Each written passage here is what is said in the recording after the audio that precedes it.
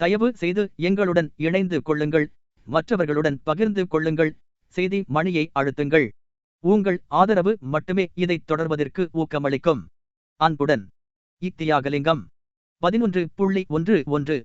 இந்த கதைகளுக்கு சேனாதிபதி குட்டதோல் அழைத்தார். மத்தியில் வீயரை சேனாதிபதி கோமகன் ராஸ்டாப்சைனின் அறைக்குள் அவர் போனார்.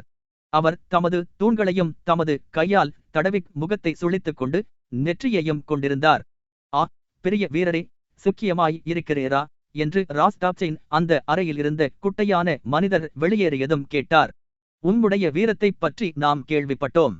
ஆனால் இப்பொழுது விஷயம் அதுவல்ல எனது அன்பானவரே, நமக்குள் பேசிக் கொள்ளுவோம்.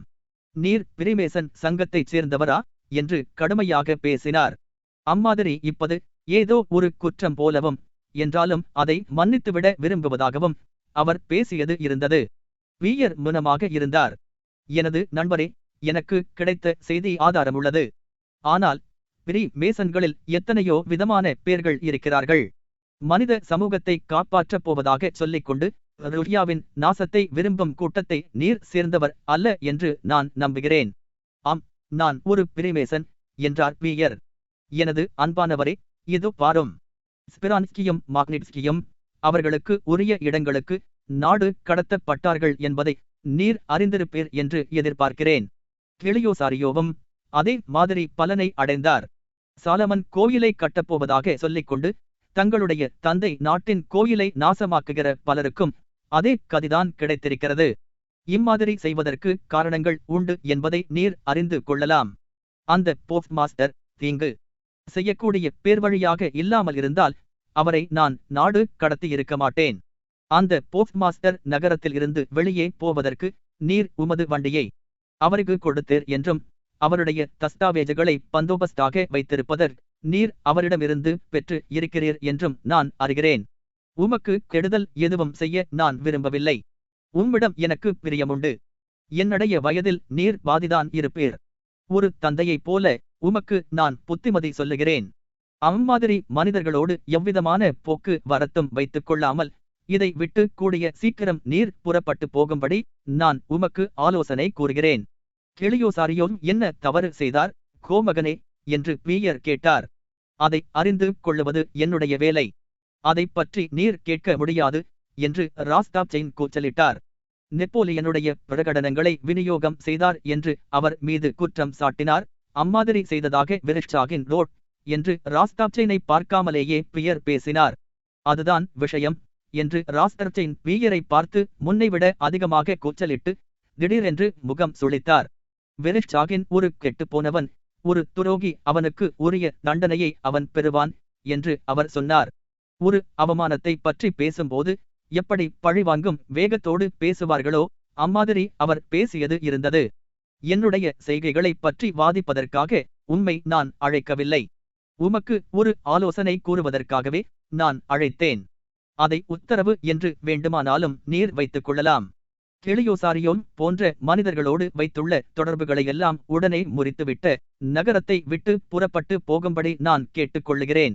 அசட்டுத்தனமாக யார் நடந்து கொண்டாலும் அதை நான் சிதறடிப்பேன் என்று சொன்னார். பெஜகான் மீது இதுவரை எவ்விதமான குற்றமும் இல்லை. ஆகவே அவர் மீது இம்மாதிரி குற்றம் சாட்டுவது சரியல்ல என்று ஒருவேளை அவருக்கு தோன்றியிருக்கலாம். அதனால் நட்பு முறையில் வீயரின் கையை பற்றி அவர் பேசினார். ஒரு பெரிய பேராபத்து நடக்கப் போகிறது.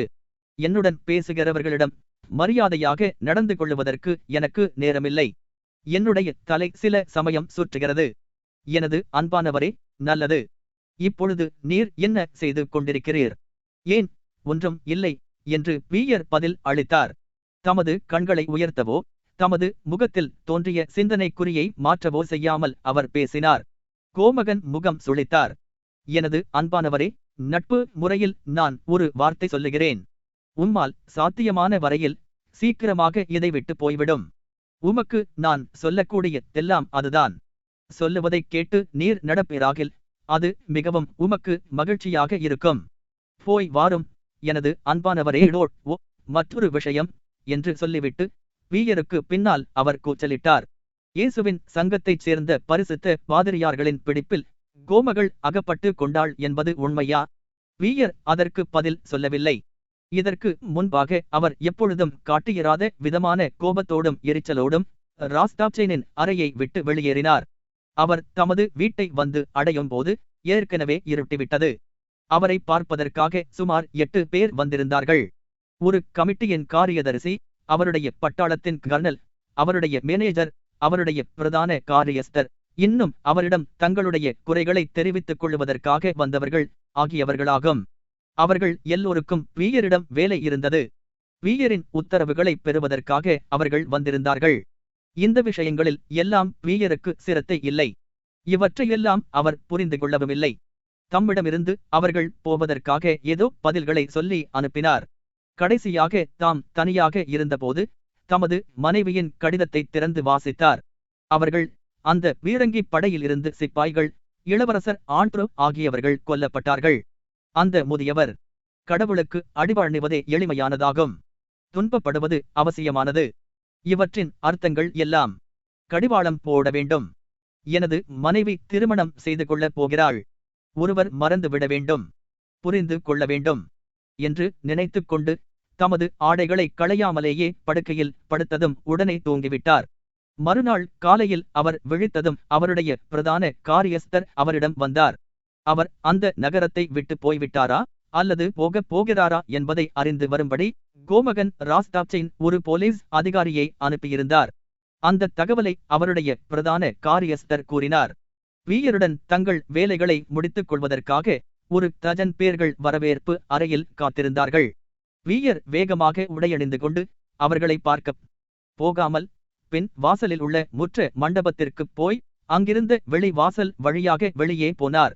அந்த நேரத்தில் இருந்து மாஸ்கோவை அழைக்கும் வேலை முடிவடைகிற வரையில் வீயரின் வீட்டுக்காரர்கள் எவ்வளவோ முயற்சி செய்தும் வீயரை பார்க்கவே முடியவில்லை. அவர் எங்கிருந்தார் என்பதும் அவர்களுக்கு தெரியாது. 11.12 செப்டம்பர் மாதம் முதல் தேதி வரையில், அதாவது நகரத்துக்குள் எதிரி நுழைவதற்கு முதல் நாள் வரையில் ராஸ்டோவ்கள் மாஸ்கோவிலேயே தங்கியிருந்தார்கள். கோசாக் ஆபாலென்ஸ்கியின் பட்டாளத்தில் பெட்டியா சேர்ந்த பின்பு பெலாயா ஜெர்காம் என்ற இடத்திற்கு புறப்பட்டு போனான். அந்த இடத்தில்தான் அவர்கள் அந்த பட்டாளத்தை அமைத்தார்கள். அவன் போனதும் கோமகள் பயத்தினால் பீடிக்கப்பட்டாள். தன்னுடைய புத்திரர்கள் இருவரும் போரில் கலந்திருப்பதையும் தன்னுடைய பாதுகாப்பில் இருந்து அவர்கள் போய்விட்டதையும், இன்றோ அல்லது நாளையோ அவர்களில் ஒருவரோ அல்லது இருவருமோ கொல்லப்பட்டார்கள் என்ற செய்தி வரலாம் என்பதையும் அந்த வசந்த காலத்தில் முதல் தடவையாக அப்பொழுது தான் மிகுந்த தெளிவாக அவள் உணர்ந்தாள். அவளுக்கு பழக்கமான ஒரு சிநேகிதியின் புத்திரர்கள் 3 யுத்தத்தில் கொல்லப்பட்டார்கள். நிக்கலஸை திருப்பி அழைக்க அவள் முயற்சித்தாள். பெட்டியாவுடன் தானும் போவதற்கு விரும்பினாள், அல்லது பீட்டர்ஸ்பர்க்கில் அவனுக்கு ஒரு வேலை வாங்கிக் கொடுப்பதற்கு விரும்பினாள். ஆனால் எதுவும் சாத்தியமாகவில்லை. தன்னுடைய பட்டாளம் திரும்பினால் ஒழிய, அல்லது போர்க்களத்தில் உள்ள மற்றொரு பட்டாளத்திற்கு தான் மாற்றப்பட்டால் ஒழிய அவன் திரும்ப முடியாது. இராணுவத்தோடு எங்கேயோ நிக்கலஸ் இருந்தார். அவருடைய கடைசி கடிதத்திற்கு பின்னால் அவரிடமிருந்து எவ்விதமான தகவலும் இல்லை. அந்த கடைசி கடிதத்தில் இளவரசி மேரியை தாம் சந்தித்தை பற்றி விவரமாக எழுதியிருந்தார். இரா காலங்களில் கோமகள் தூங்குவதில்லை. அவள் எப்பொழுதாவது தூங்கினால் தன்னுடைய குமாரர்கள் இறந்து கிடப்பதைப் போல கனவு காண்பாள். பல ஆலோசனைகளுக்கு பின்னால், பலரிடம் பேசியதற்கு பின்னால் அவளை அமைதிப்படுத்துவதற்கு கோமகன் வழிகளை கண்டுபிடித்தார். ஆபாலென்ஸ்கியின் பட்டாளத்தில் இருந்து பிசுகாவின் பட்டாளத்திற்கு பெட்டியாவை மாற்றுவதற்கு அவர் ஏற்பாடு செய்தார். அந்த பட்டாளம் மாஸ்கோவிற்கு பக்கத்தில் பயிற்சி பெற்றுக் கொண்டிருந்தது. பெட்டியா இராணுவ சேவையில் இருந்தாலும் இம்மாதிரி மாற்றத்தினால் தன்னுடைய குமாரர்களில் ஒருவனையாவது தன்னுடைய பாதுகாப்பில் வைத்துக் கொள்ளலாம் என்ற திருப்தி கோமகளுக்கு ஏற்பட்டது. பெட்டியாவை மீண்டும் போக விடாமல் செய்வதற்கு ஏற்பாடுகள் செய்ய முடியும் என்று அவள் நம்பினாள். ஒரு போரில் கலந்து கொள்ள முடியாத விதத்தில் அவனுடைய உத்தியோக இடங்களை மாற்றிக் கொள்ளலாம் என்றும் அவள் நம்பினாள். நிக்கலஸ் போர் முனையில் அபாயத்தில் இருக்கிற வரையில் தன்னுடைய முதல் புத்திரனான அவர் மீதே தன்னுடைய மற்ற குழந்தைகளை விட அதிகமான அன்பு தனக்கு இருப்பதாக கோமகள் மனோராஜ்யம் செய்து வந்தாள். அம்மாதிரி பட்சபாதம் காட்டுவதற்காக தன்னையே அவள் கண்டித்துக் கொள்ளுவது உண்டு.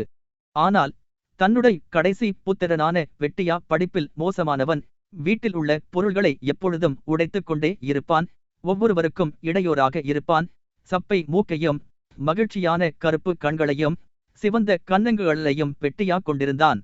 அவன் முகத்தில் அப்பொழுது தான் ரோமங்கள் அரும்பிக் கொண்டிருந்தன. இப்பேற்பட்ட ஒரு சிறுவன் பிரம்மாண்டமான, பயங்கரமான, கொடுமையான மனிதர்களோடு சேர்ந்து போர்க்களத்திற்கு போக விரும்புகிறான். அவர்கள் எங்கேயோ எதற்காகவோ போர் செய்து கொண்டிருக்கிறார்கள். ஆனால் அவர்களோடு சேர்ந்திருப்பதில் அவன் மகிழ்ச்சி கொள்ளுகிறான். இவற்றையெல்லாம் கோமகள் நினைத்தபோது தன்னுடைய மற்ற குழந்தைகளை விட அதிகமாக, மிக அதிகமாக பெட்டியாவை தான் நேசிப்பதாக நினைத்தாள். பெட்டியா திரும்பி வருவதற்கு காலம் நெருங்க நெருங்க கோமகளுக்கு அதிகமாக அமைதியின்மை ஏற்பட்டது. அவனை சந்திக்கக்கூடிய அந்த மகிழ்ச்சியை அடைவதற்கு அதுவரை தான் உயிரோடு இருக்க மாட்டாள் என்று நினைக்கவும் ஆரம்பித்தாள். சோனியாவின் பிரசன்னமும், தன்னுடைய அன்புக்குரிய நட்டாஷாவின் பிரசன்னமும், அவளுடைய கணவரின் பிரசன்னமும் அவளுக்கு எரிச்சலை கொடுத்தன. இவர்களோடு எனக்கு என்ன வேண்டியிருக்கிறது? எனக்கு பெட்டியாவை தவிர வேறு ஒருவரும் தேவையில்லை என்று நினைத்தாள். ஆகஸ்ட் கடைசியில் நிக்கலசரிடமிருந்து ராஸ்டோக்களுக்கு மற்றொரு கடிதம் வந்தது. வாரோனில் என்ற மாகாணத்தில் இருந்து அவர் எழுதியிருந்தார். குதிரைகளை வாங்குவதற்காக அவரை அங்கே அனுப்பியிருந்தார்கள். ஆனால் அந்த கடிதம் கோமகளுக்கு அமைதியை கொடுக்கவில்லை. தன்னுடைய ஒரு குமாரர் அபாயமான இடத்தில் இருந்து விலகி இருப்பதால் பெட்டியாவை பற்றிய கவலை அவளுக்கு இன்னும் அதிகமாயிற்று. ஆகஸ்ட் 20 தேதிக்குள்ளாக ராஸ்டோக்களுக்கு பழக்கமானவர்கள் எல்லாருமே மாஸ்கோவை விட்டு போய்விட்டார்கள். அம்மாதிரி சீக்கிரமாக போய்விடும்படி ஒவ்வொருவரும் கோமகளிடம் சொல்லியும் கூட அவள் அதை காதில் வாங்கிக் கொள்ளவில்லை. தன்னுடைய பொக்கிஷமான தன்னுடைய அருமை பெட்டியா திரும்பி வருகிறவரை அந்த பேச்சுக்களை காதில் போட்டுக்கொள்ள முடியாதென்று சொல்லிவிட்டாள். ஆகஸ்ட் 28 தேதியன்று பெட்டியா திரும்பி வந்தான். ஆர்வம் கொண்ட கனிவோடு தன்னுடைய தாயார் தன்னை வரவேற்றும் கூட அந்த 16 வயதான அதிகாரிக்கு திருப்தியை கொடுக்கவில்லை.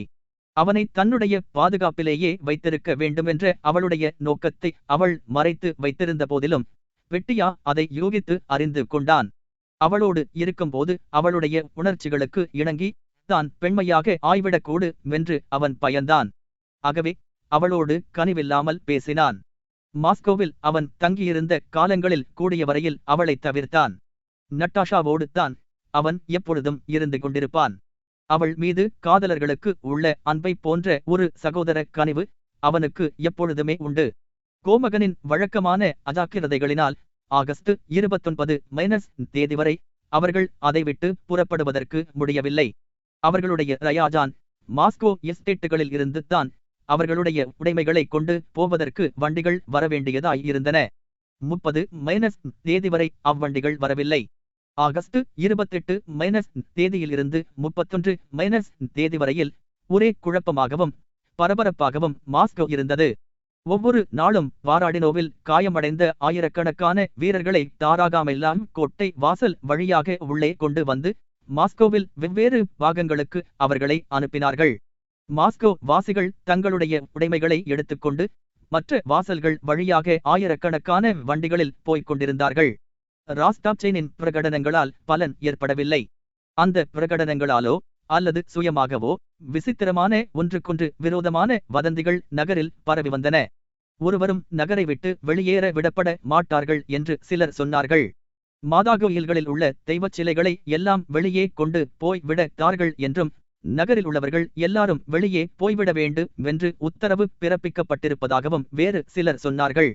வாராடினோ போருக்கு பின்னால் மற்றொரு போரில் பிரெஞ்சுக்காரர்கள் முறியடிக்கப்பட்டதாக சிலர் சொன்னார்கள்.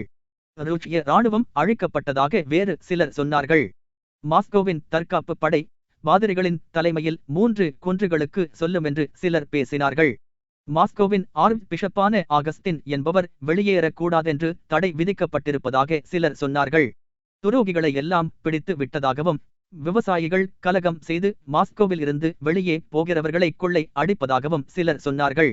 ஆனால் இவையெல்லாம் வெறும் பேச்சுதான்.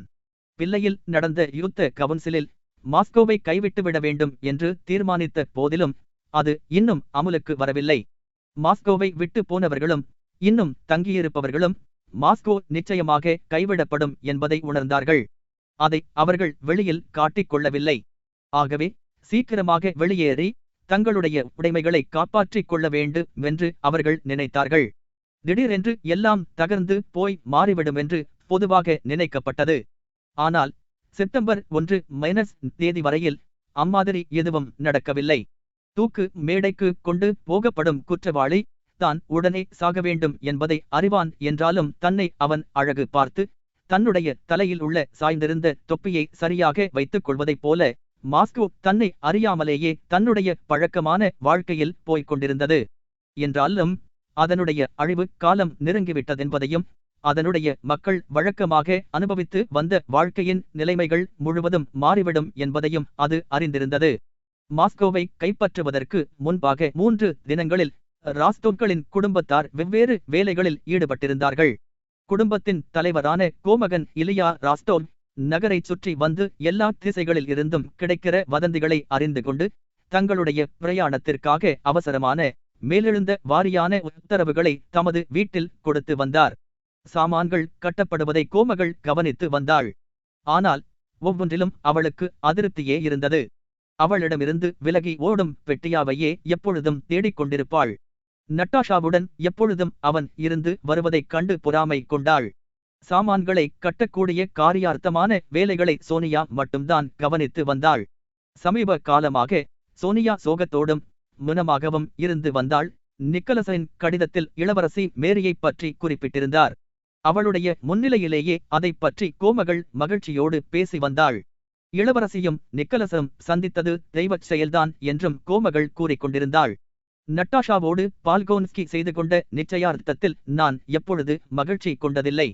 ஆனால் இளவரசியை நிக்கலஸ் திருமணம் செய்து கொள்ள வேண்டுமென்று நான் எப்பொழுதுமே விரும்பி வந்தேன். அம்மாதிரி நடக்கும் என்று எனக்கு ஒரு அனுமானம் தோன்றிக் கொண்டிருந்தது.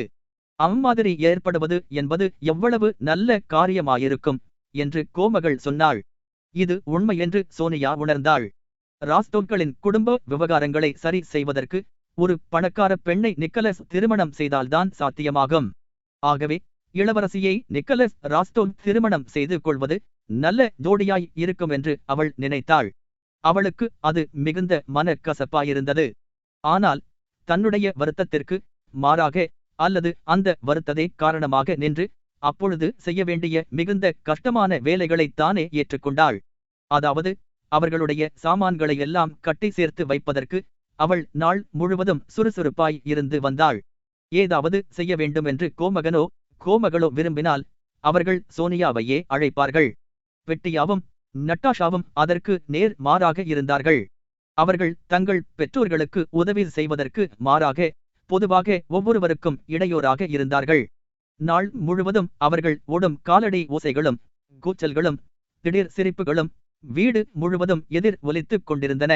அவர்கள் சிரித்ததற்கும் மகிழ்ச்சியாய் இருந்ததற்கும் காரணம் எதுவும் கிடையாது.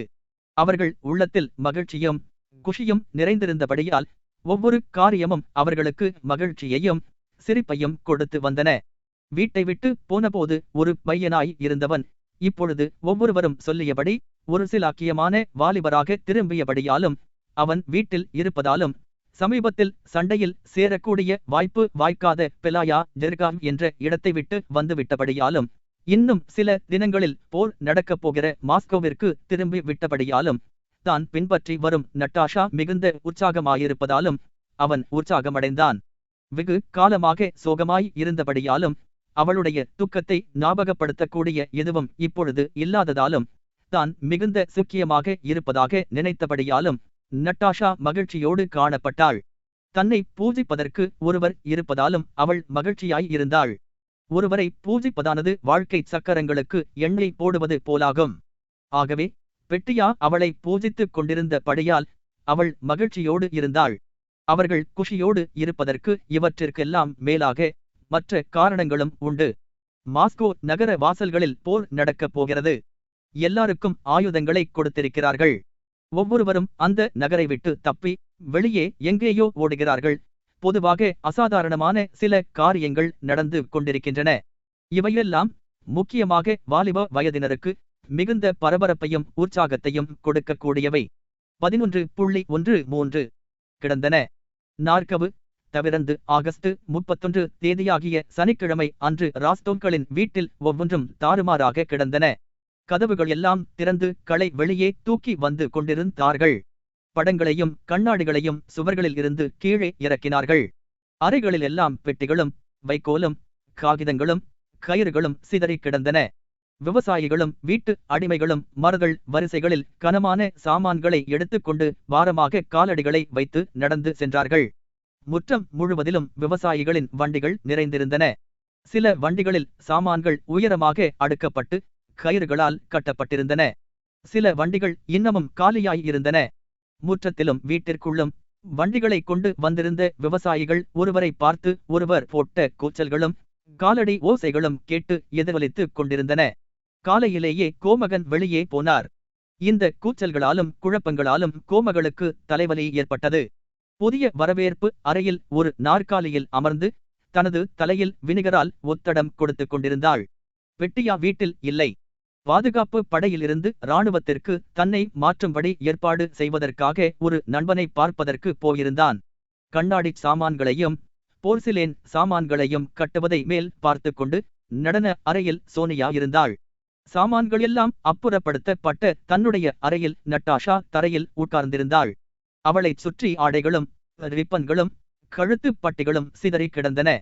பீட்டர்ஸ்பர்க்கில் முதலாவதாக தான் நடனமாடிய போது அணிந்திருந்த பழைய நடன ஆடையை அந்த மோஸ்டர் இப்பொழுது மாறிவிட்டது. கையில் பற்றி குத்திட்ட பார்வையோடு தரையை நோக்கிக் கொண்டிருந்தாள். ஒவ்வொருவரும் சுறுசுறுப்பாய் இருக்கும்போது தான் மட்டும் ஒன்றும் செய்யாமல் இருப்பது நட்டாஷாவுக்கு அவமானமாய் இருந்தது. அன்று காலையில் ஏதாவது வேலை செய்ய அவள் பல தடவைகள் முயற்சி செய்தாள். ஆனால் அவளுடைய உள்ளம் அதற்கு இடம் கொடுக்கவில்லை.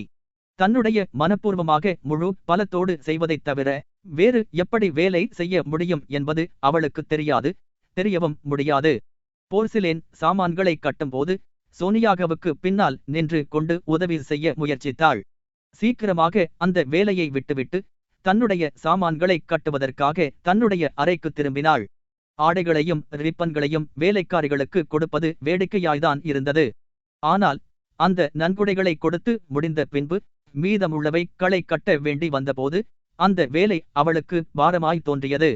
துனியாஷா, நீ எல்லாவற்றையும் கட்டு, எனது அன்பே, நீ கட்டுவாய் அல்லவா? அவற்றையெல்லாம் கட்டுவதாக துனியாஷா மனமு வந்து வாக்குறுதி கொடுத்த பின்பு நட்டாஷா தரையில் அமர்ந்தாள். தன்னுடைய பழைய நடன ஆடையை எடுத்து வைத்துக்கொண்டு பழைய நினைவுகளில் இறங்கினாள். இப்பொழுது அவள் மனதில் என்ன சிந்தனைகள் இருக்க வேண்டுமோ அவற்றிற்கும் அந்த பழைய நினைவுகளுக்கும் சம்பந்தமே இல்லை. பக்கத்து அறையில் வேலைக்காரர்கள் பேசிய குரலும் பின் பக்கத்து முற்றத்திற்கு அவர்கள் வேமாக போக காலடி ஓசைகளும் அவளுடைய சிந்தனையை கலைத்தன. நட்டாஷா எழுந்து ஜன்னல் வழியாக பார்த்தாள். அங்கே காயம்பட்ட சிப்பாய்களை ஏற்றியிருந்த வண்டிகள் மிக மிக நீளமான வரிசையில் தெருவில் நிற்பதைக் கண்டாள். வீட்டு காரியஸ்தரும் பழைய தாதியும் சமையல்காரர்களும் வண்டிக்காரர்களும் வேலைக்காரிகளும் சேவர்களும் குதிரைக்காரர்களும் பாத்திரம் துலக்குகிறவர்களும் வெளி வாசலில் கூடி நின்று அந்த காயம்பட்டவர்களை வேடிக்கை பார்த்து கொண்டிருந்தார்கள். ஒரு சுத்தமான கைக்குட்டையை தலைமீது போட்டு அதன் மூலைகளை கைகளில் பற்றி கொண்டு நட்டாஷா தெருவிற்கு போனாள். முதிய மாவுரா குல்மைனிஜ்னா என்பவள் முன்னால் வீட்டு வேலைகளை மேற்பார்வையிட்டு வந்தவள் வெளி வாசலில் கூடி நின்ற கூட்டத்திலிருந்து முன்னேறி ஒரு வண்டியிடம் போனாள். அந்த வண்டிக்கு பாய்களினால் மேலே கூரை போடப்பட்டிருந்தது. அந்த வண்டிக்குள்ளே படுத்திருந்த முகம் வெளிரிய வாலிப அதிகாரியிடம் அவள் பேசினாள். நடாஷா சில அடிகள் முன்னால் எடுத்து வைத்து நாணத்தினால் நின்று விட்டாள். இன்னமும் அந்த கைக்குட்டையை பற்றி கொண்டு அந்த பழைய வேலைக்காரி பேசுவதை கவனித்துக் கொண்டிருந்தாள். அப்படியானால் உமக்கு மாஸ்கோவில் ஒருவரும் இல்லையா? எங்காவது ஒரு வீட்டில் நீர் தங்கினால் உமக்கு அதிக சிக்கியமாயிருக்கும். உதாரணமாக எங்கள் வீட்டில் தங்கலாம். குடும்பம் முழுவதும் இதை விட்டு போகிறார்கள் என்று அவள் சொல்லிக் கொண்டிருந்தாள். அம்மாதிரி செய்யலாமா என்பது எனக்கு தெரியாது என்று அந்த அதிகாரி பலவீனமான குரலில் சொன்னார். இதோ எங்களுடைய கமாண்டிங் ஆபீசர் இருக்கிறார், அவரை கேளு என்று சொல்லி ஒரு தடித்த மேஜரை சுட்டி காட்டினார். அவர் அந்த தெருவில் இருந்த வண்டிகளின் வரிசை வழியாக திரும்பி வந்து கொண்டிருந்தார். நட்டாஷா வீதியுற்ற கண்களோடு அந்த காயமடைந்த அதிகாரியின் கண்களை நோக்கிவிட்டு உடனே மேஜரை சந்திப்பதற்காக போனாள். காயமடைந்தவர்கள் எங்கள் வீட்டில் தங்கலாமா என்று அவள் கேட்டாள். ஒரு புன்னகையோடு அந்த மேஜர் தமது கையை தொப்பிக்கு உயர்த்தினார். குமாரியே, உனக்கு யார் வேண்டும் என்று அவர் தமது கண்களை இடுக்கி புன்னகை காட்டி கேட்டார். நட்டாஷா அமைதியோடு தனது கேள்வியை திருப்பிச் சொன்னாள். அவளுடைய முகமும் அவளுடைய நடவடிக்கையும் மிகுந்த சிந்தனையோடு காணப்பட்டன. என்றாலும் கைக்குட்டை ஏன் மூலைகளை இன்னமும் பற்றிக் கொண்டிருந்தாள். அவளுடைய ஆழ்ந்த சிந்தனையை பார்த்ததும் அந்த மேஜர் புன்னகை செய்வதை நிறுத்தினார். சிறிது யோசனைக்குப் பின்னால் இந்த காரியம் எவ்வளவு தூரம் சாத்தியமானது என்பதை சிந்திப்பவர் போல அவர் அம்மாதிரி செய்வதற்கு சம்மதித்தார். ஆம், ஏன் அப்படிச் செய்யக்கூடாது? அவர்கள் மானால் தங்கலாம் என்று அவர் சொன்னார். தலையை சிறிது சாய்த்துக் கொண்டு மாவுராவிடம் வேகமாய் திரும்பிச் சென்றாள். அவள் அந்த அதிகாரியிடம் கருணையோடு பேசிக் கொண்டிருந்தாள். அவர்கள் தங்கலாம் என்று அவர் சொல்லுகிறார் என மெதுவாக நட்டாஷா கூறினாள். அந்த அதிகாரி படுத்திருந்த வண்டி ராஸ்டோன்களின் வீட்டு முற்றத்திற்குள் திருப்பப்பட்டது. அங்கிருந்த நகர வாசிகளின் வேண்டுகோளுக்கு இணங்கி டஜன் கணக்கான வண்டிகள் அந்த பாவாஸ்காயா தெருவில் உள்ள முற்றங்களுக்குள் போவதற்காக வரிசையாக திரும்பின. தனது வாழ்க்கையில் வழக்கமாக சந்திக்கும் கோஷ்டிக்கு வெளியாக புதிய மக்களோடு தொடர்பு கொள்ளுவதற்கு நட்டாஷா சந்தோஷம் அடைந்தாள் என்று தோன்றியது. தங்களுடைய முற்றத்திற்குள் எத்தனை அதிகமான காயமடைந்தவர்களை கொண்டுவர முடியுமோ அவ்வளவு பேரையும் கொண்டு வருவதற்கு அவளும் மாவுராவும் முயற்சி செய்தார்கள். உன்னுடைய அப்பாவிடம் சொல்ல வேண்டும் என்று மாவுரா கூறினாள். அதைப்பற்றி கவலைப்படாதே. அதனால் என்ன வந்துவிடப் போகிறது? ஒரு நாளைக்கு நாம் வரவேற்பு அறையில் வசிப்போம். நமது வீட்டின் பாதியை அவர்களுக்கு விட்டு விடுவோம். இதோ பார் வாலிப சீமாட்டியே, நீ எல்லாவற்றையும் தலையில் இழுத்து போட்டுக் கொள்ளுகிறாய். பக்கவாட்டு அறைகளையோ ஆண்களின் அறைகளையோ அல்லது தாதியின் அறையையோ நாம் அவர்களுக்கு கொடுத்தாலும் கூட நாம் அனுமதி பெற்றாக வேண்டும். நல்லது, நான் போய் கேட்கிறேன். நட்டாஷா வீட்டிற்குள் ஓடினாள். வாதி திறந்த கதவு வழியாக முன் பாதங்களால் நடந்து உட்காரும் அறைக்கு போனாள். அங்கே வினிகர் வாசனையும் டாப்மன் மருந்தின் வாசனையும் வீசிக் கொண்டிருந்தன. நீ தூங்கிக் கொண்டிருக்கிறாயா அம்மா? ஓ, என்ன தூக்கம் என்று கோமகள் சொன்னாள். அப்பொழுது தான் தூங்க ஆரம்பித்தவள் உடனே விழித்துக் கொண்டாள். அம்மா, என் கண்ணே என்று நட்டாஷா சொல்லி அவளுக்கு பக்கத்தில் முழங்கால் படியிட்டாள். தன்னுடைய முகத்தை தந்தாயின் முகத்தோடு நெருக்கமாக வைத்துக்கொண்டு, நான் வருந்துகிறேன். என்னை மன்னித்துவிடு. நான் அம்மாதிரி இனி செய்ய மாட்டேன். உன்னை தூக்கத்தில் இருந்து நான் எழுப்பிவிட்டேன். மாவுரா என்னை அனுப்பினாள்.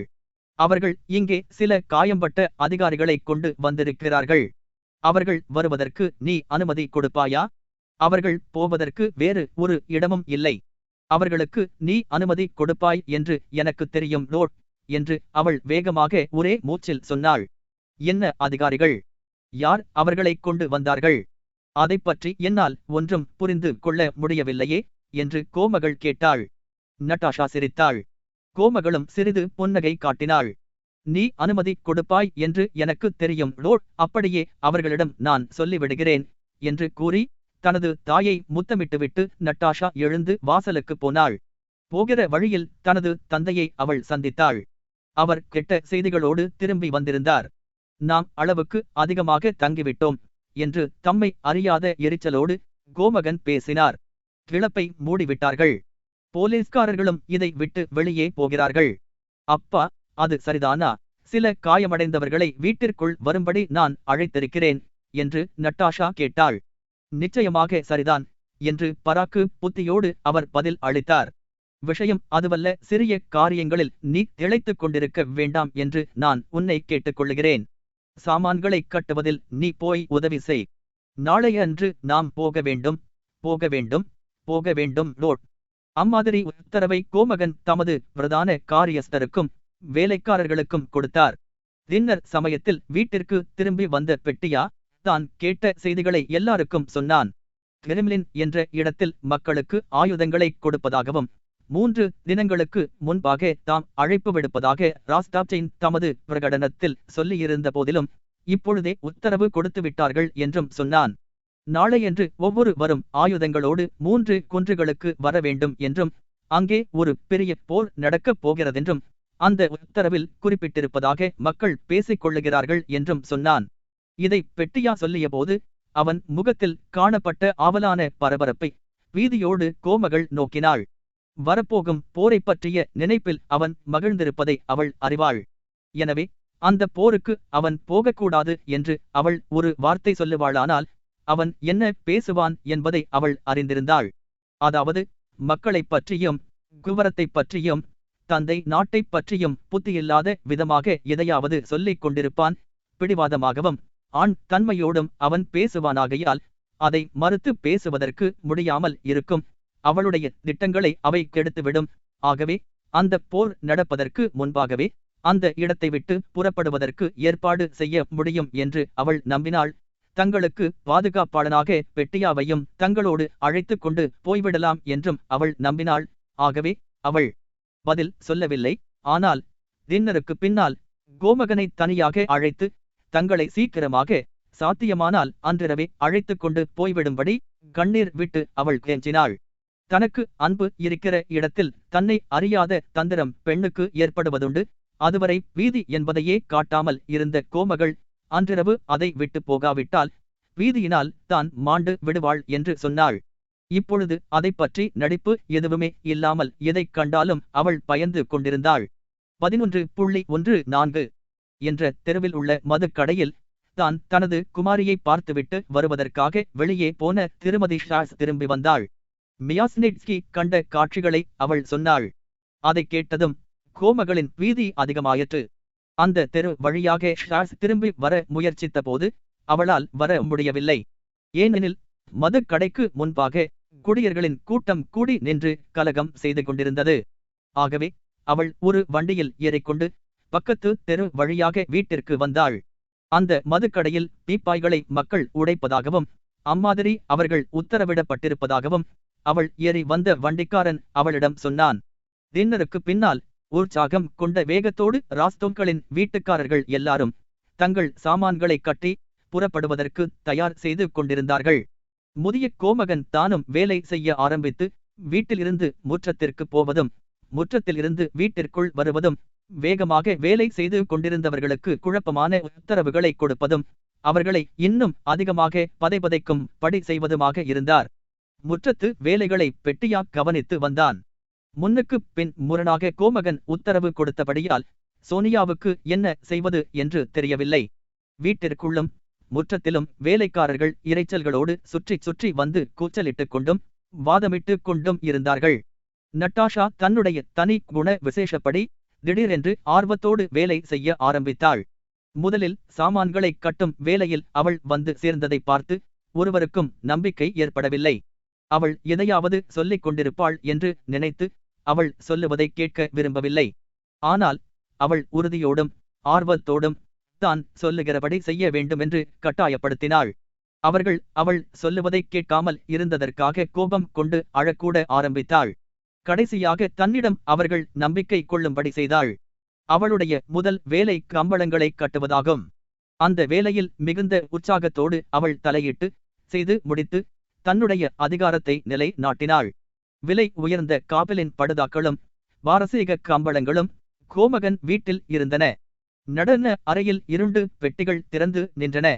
ஒன்றில் கண்ணாடி சாமான்களை முழுவதும் வைத்து நிரப்பியிருந்தார்கள். மற்றொன்றில் கம்பளங்களை வைத்து இருந்தார்கள். மேஜைகள் மீது இன்னும் ஏராளமான கண்ணாடி சாமான்கள் இருந்தன. அறையில் இருந்து இன்னும் ஏராளமாக கண்ணாடி சாமான்களை கொண்டு வந்தார்கள். ஆகவே மற்றொரு பெட்டி அவசியமாயிருந்தது. அதை எடுத்து வருவதற்காக வேலைக்காரர்கள் சென்றார்கள். சோனியா, ஒரு நிமிஷம் பொறு, நாம் எல்லாவற்றையும் இவற்றிற்குள்ளேயே திணித்து விடலாம் என்று நட்டாஷா சொன்னாள். குமாரியே, அப்படிச் செய்ய உன்னால் முடியாது. நாங்கள் முயற்சி செய்து பார்த்துவிட்டோம் என்று பட்லரின் உதவியாளன் கூறினான். இல்லை, ஒரு நிமிஷம் தயவு செய்து பொறு. ஒரு பெட்டியில் இருந்த காகிதத்தால் சுற்றப்பட்டிருந்த தட்டுகளை நட்டாஷா வேகமாக வெளியே எடுத்தாள். இந்த தட்டுகளை இந்த கம்பளங்களுக்கு இடையே வைக்க வேண்டும் என்று அவள் சொன்னாள். இந்த கம்பளங்கள் பூராவையும் 3 பெட்டிகளுக்குள்ளும் அடைத்து விட்டோமானால் அதுவே பெரிய காரியம் என்று உதவி பட்லர் கூறினான். ஓ, தயவு செய்து பொறு என்று நட்டாஷா சொல்லிவிட்டு ஜாக்கிரதையாகவும் வேகமாகவும் சாமான்களை பிரித்து வைத்தாளிவையெல்லாம் நமக்கு அவசியமில்லை என்று சொல்லிவிட்டு சில கீவ் பிரதேச தட்டுகளை தனியாக எடுத்து வைத்தாள். இவற்றையெல்லாம் ஆம், நமக்கு அவசியம். கம்பளங்களுக்கு இடையே வைக்க வேண்டும் என்று சாக்சனி தட்டுகளை சுட்டிக்காட்டி அவள் சொன்னாள். அப்படி வேண்டாம் நட்டாஷா, நீ சும்மாய் இரு. எல்லாவற்றையுமே நாம் கட்டிவிடுவோம் என்று கண்டிப்போடு சோனியா சொன்னாள். இந்த வாலிப சீமாட்டி எப்பேற்பட்டவளாய் இருக்கிறாள் என்று வீட்டுக்காரி எஸ்தர் சொன்னார். ஆனால் நட்டாஷா இடம் கொடுக்கவில்லை. ஒவ்வொன்றையும் வெளியில் எடுத்து மீண்டும் வேகமாக திருப்பிக் கட்ட ஆரம்பித்தாள். மலிவான ருச்சிய கம்பங்களும் உபயோகமற்ற கண்ணாடி சாமான்களும் அவசியமில்லை என்றும் அவற்றை எடுத்து கொண்டு போக வேண்டாமென்றும் அவள் தீர்மானித்தாள். பெட்டிகளில் இருந்து எல்லாவற்றையும் வெளியில் எடுத்து மீண்டும் பெட்டிகளில் அடுக்க ஆரம்பித்தார்கள்.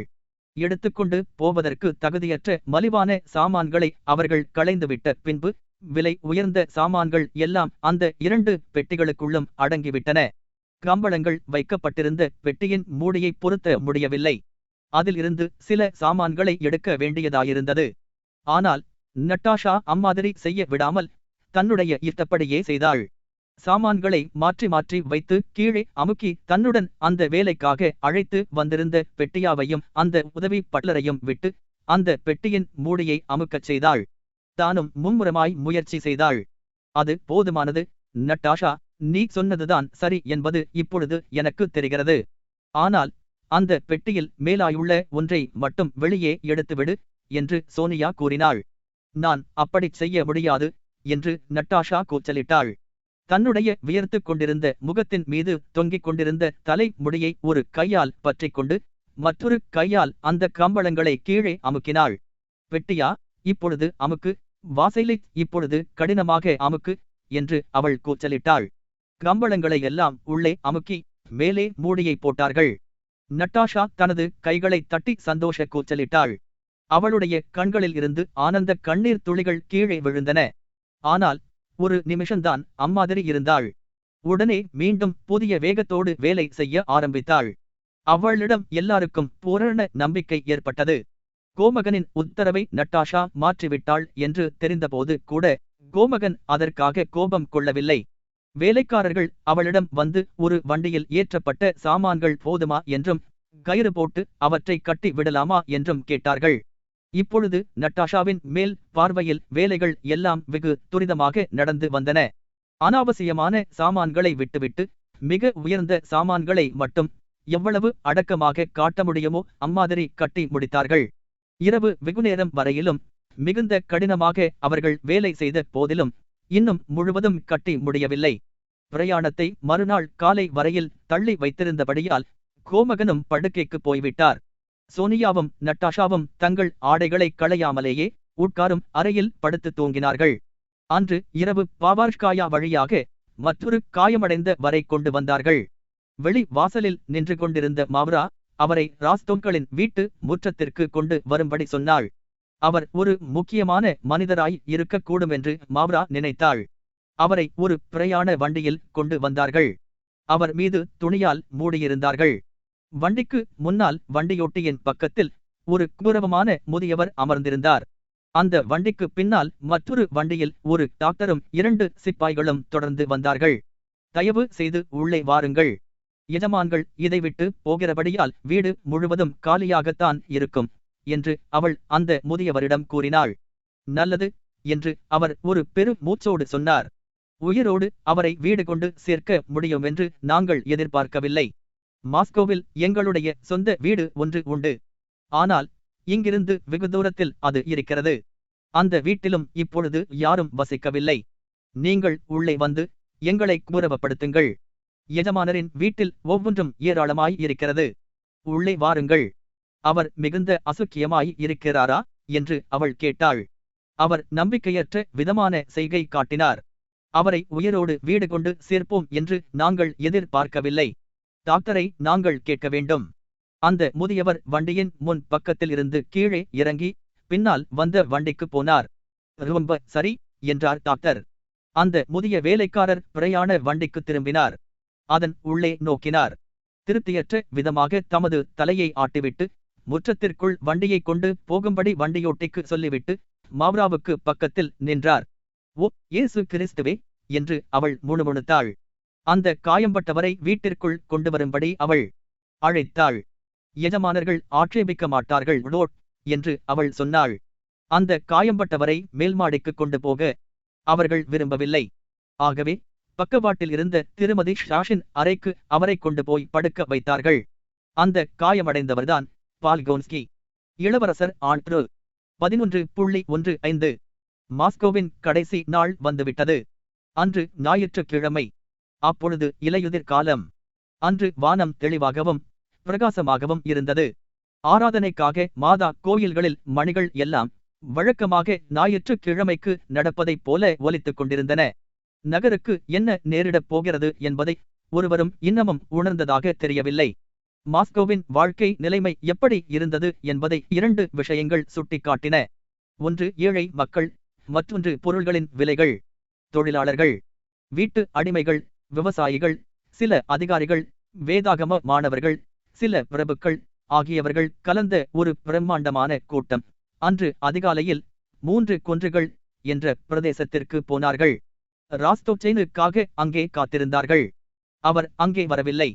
ஆகவே மாஸ்கோவை கைவிட்டுவிட்டு போகிறார்கள் என்பது அவர்களுக்கு நிச்சயமாக தெரிந்த பின்பு அவர்கள் திரும்பி நகருக்குள் பிரவேசித்து மதுக் கடைகளுக்கும் உணவுக் கடைகளுக்கும் போனார்கள். அங்கிருந்த நிலைமையை அன்றிருந்த விலைகள் சுட்டிக்காட்டின. ஆயுதங்கள், தங்கள், வண்டிகள், குதிரைகள் ஆகியவைகளின் விலைகள் மேலே ஏறிக்கொண்டே இருந்தன. ஆனால் காகித பணத்தின் மதிப்பும் நகரத்தில் உள்ள சுகானுபவ சரக்குகளின் விலைகளும் கீழே குறைந்து கொண்டே போயின. நடுப்பகலில் விலை உயர்ந்த சரக்குகளை ஏற்றிக்கொண்டு போகிற வண்டிக்காரர்கள் தாங்கள் ஏற்றிச் செல்லும் சாமான்களில் பாதியை தங்களுக்கு கூலியாக கொடுத்துவிட வேண்டுமென்று கேட்டார்கள். விவசாயிகளின் குதிரைகள் ஒவ்வொன்றும் 500 ரூபிள்களுக்கு விலை போயின. மேஜை, நாற்காலி, பீரோக்கள், கண்ணாடிகள், அலங்காரப் பொருள் ஆகியவைகளை விலை எதுவும் இன்றியே இனாமாக கொடுத்தார்கள். முன்னால் நடந்து வந்த வாழ்க்கையின் நிலைமைகள் மாறிவிட்டதை ராஸ்டோக்களின் பழைய மோஸ்தரான வீட்டில் வசித்து வந்தவர்கள் கொஞ்சம் கூட உணரவில்லை. அடிமைகளை பொறுத்த வரையில் அவர்கள் வீட்டில் இருந்த ஏராளமானவர்களில் 3 பேர் இரவிலேயே காணாமல் போய்விட்டார்கள். ஆனால் அந்த வீட்டில் திருட்டு எதுவும் நடக்கவில்லை. அவர்களுடைய உடைமைகளை பொறுத்த வரையில் அவர்களுடைய எஸ்டேட்டுகளில் இருந்து வந்த 30 விவசாய வண்டிகள் தான் விலை உயர்ந்தவைகளாக காணப்பட்டன. அவற்றைக் கண்டு மக்கள் ஆச்சரியப்பட்டார்கள். ஆகையால் அந்த வண்டிகளுக்கு ஏராளமாக பணம் கொடுத்து வாங்குவதாக பலர் கூறினார்கள்.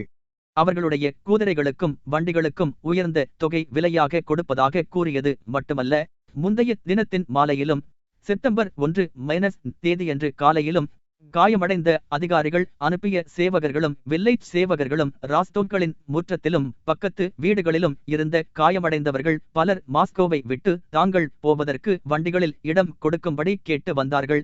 பிரதான காரியஸ்தரிடம்தான் அவர்கள் தங்கள் வேண்டுகோள்களை சமர்ப்பித்தார்கள். ஆனால் அவர் கண்டிப்பாக மறுத்துவிட்டார். கோமகனிடம் அதைப் பற்றி தாம் பேச முடியாதென்றும் கூறிவிட்டார். ஒரு வண்டியை கொடுத்தால் பின்னால் மற்றொரு வண்டியை கேட்கும்போது மறுக்க முடியாது. தங்களுடைய சொந்த வண்டிகளை கூட, எல்லா வண்டிகளையும் கூட கொடுக்க வேண்டியதாய் ஏற்படும். அந்த 30 வண்டிகளையும் கொடுத்தாலும் கூட அந்த காயமடைந்தவர்கள் எல்லாரையும் காப்பாற்றிவிட முடியாது.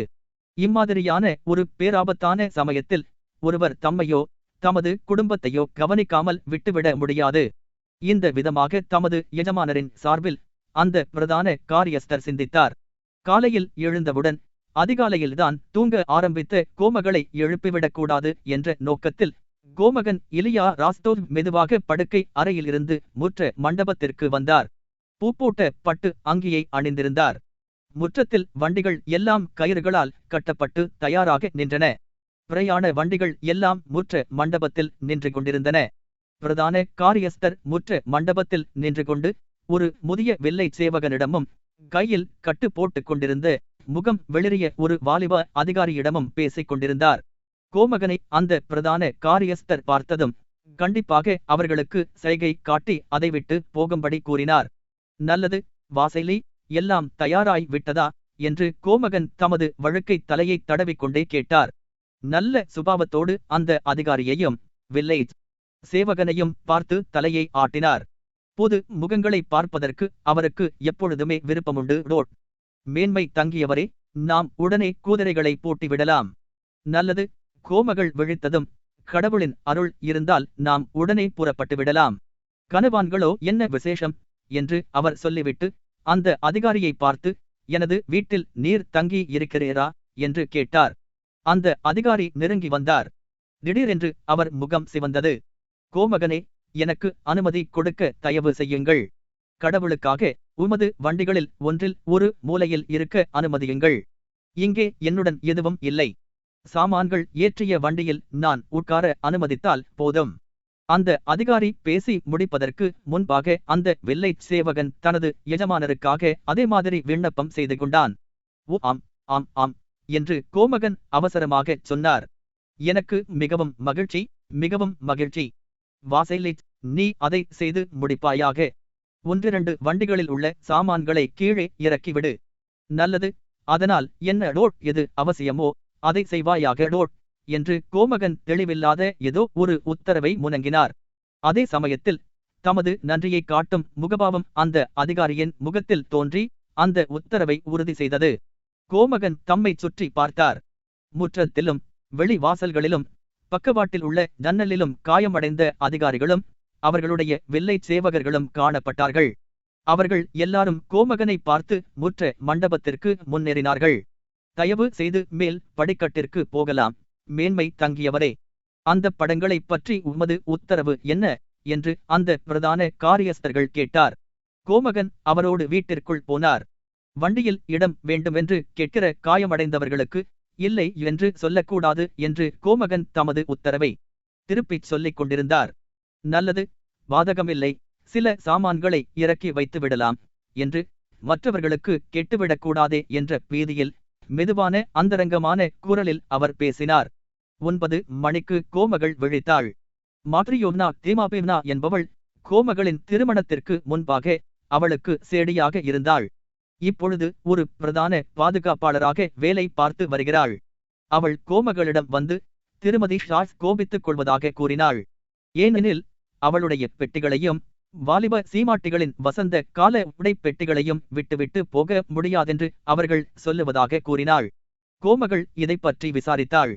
திருமதி ஷாஸின் பெட்டியை வண்டியில் இருந்து இறக்கி விட்டதாகவும் பெட்டிகளை எல்லாம் கயிறுகளை அவிழ்த்து வண்டிகளில் இருந்து இறக்கி காயம்பட்டவர் களுக்கு இடம் கொடுக்கப் போவதாகவும் அவள் கேள்விப்பட்டாள். கோமகள் தம்முடைய இளகிய மனப்பான்மையினால் காயம்பட்டவர்களையும் தங்களோடு அழைத்துச் செல்ல உத்தரவு இட்டிருப்பதாக அறிந்தாள். ஆகவே தனது கணவரை அழைத்து வரும்படி கோமகள் சொல்லியனுப்பினாள். எனது அன்பானவரே, இது என்ன? சாமான்களை எல்லாம் வண்டிகளில் இருந்து இறக்குவதாக நான் கேள்விப்படுகிறேனே. எனது அன்பே, உனக்கு தெரியும், நான் உன்னிடம் சொல்லி விரும்பினேன். அன்பான கோமகளே, ஒரு அதிகாரி என்னிடம் வந்து காயம்பட்டவர்களுக்காக சில வண்டிகள் வேண்டுமென்று கேட்டார். நமது சாமான்களை எல்லாம் வேண்டுமானால் மீண்டும் நாம் விலைக்கு வாங்கிக் கொள்ளலாம். ஆனால் அந்த காயம்பட்டவர்களை பின்னால் விட்டுவிட்டு போனால் அவர்களுக்கு என்ன நேரும் என்பதை யோசித்துப் பார். உண்மையாக நமது முற்றத்தில் அவர்கள் இருக்கிறார்கள். நாம் தான் அவர்களை இங்கே வரும்படி அழைத்தோம். அவர்களில் அதிகாரிகளும் இருக்கிறார்கள். லோட், எனது அன்பே, உனக்கு தெரியும் என்று நான் நினைக்கிறேன். அவர்களையும் அழைத்துச் செல்வோம். இப்பொழுது என்ன அவசரம்? பண சம்பந்தமான விஷயங்களை பேசும் போதெல்லாம் எப்பொழுதும் பீதியோடு தான் அவர் பேசுவார். அதே மாதிரி இப்பொழுது கோமகன் பேசினார். அம்மாதிரி சங்கோதர தொனியை கோமகள் கேட்டு பழக்கமாயிருந்தாள். அந்த தொனியில் அவர் பேச ஆரம்பித்தால் தனது குழந்தைகளின் நன்மைக்கு விரோதமாக எதையோ அவர் செய்ய போகிறார் என்பதை அவள் அறிவாள். அதாவது ஒரு பொது கட்டிடத்தையோ அல்லது ஒரு செடிக்கூடத்தையோ அல்லது ஒரு நாடகத்தையோ அல்லது ஒரு வாத்திய கோஷ்டியையோ ஆரம்பித்து பணச்செலவிற்கு வழி வைப்பார் என்பது அவளுக்கு தெரியும். அம்மாதிரியான சங்கோதர தொனியில் அவர் எதை பேசினாலும் அதையெல்லாம் ஆட்சேபிப்பது கோமகளுக்கும் வழக்கமாயிருந்தது. அம்மாதிரியாக ஆட்சேபிக்க வேண்டியது தனது கடமையென்றும் அவள் நினைத்தாள். கோமகள் கண்ணீர் விட்டு பணிந்து போகும் தோற்றத்தை மேற்கொண்டு தனது கணவரிடம் கூறினாள். கோமகனே, நான் சொல்லுவதை கவனித்துக் கேளும். நீர் செய்த நிர்வாகத்தினால் நமது வீட்டிற்கு விலையாக எதையும் பெற முடியாமல் போய்விட்டது. இப்பொழுது நமது குழந்தைகளினுடைய உடைமைகளையெல்லாம், நம்முடைய உடைமைகளை எல்லாம் தூர எறிந்து விடும்படி சொல்லுகிறீர். நமது வீட்டில் உள்ள எல்லாம் 100,000 ரூபிள்கள் பெருமானவை என்று நீரே சொன்னீர். எனது அன்பே, நான் அதற்கு சம்மதிக்க முடியாது, முடியவே முடியாது. உமது இஷ்டப்படி செய்து கொள்ளும். காயம்பட்டவர்களை காப்பாற்ற வேண்டியது சர்க்காரின் பொறுப்பு. அதை அவர்களும் அறிவார்கள். லாப்பூகெயின் என்ற எதிர் வீட்டில் உள்ளவர்களை பாரும்.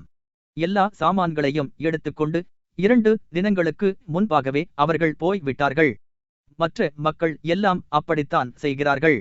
நாம் தான் முட்டாள்களாய் இருக்கிறோம். என் மீது தான் உமக்கு இரக்கம் இல்லாவிட்டாலும் குழந்தைகளுக்காகவாவது கொஞ்சம் இரக்கம் காட்டும் லோட்.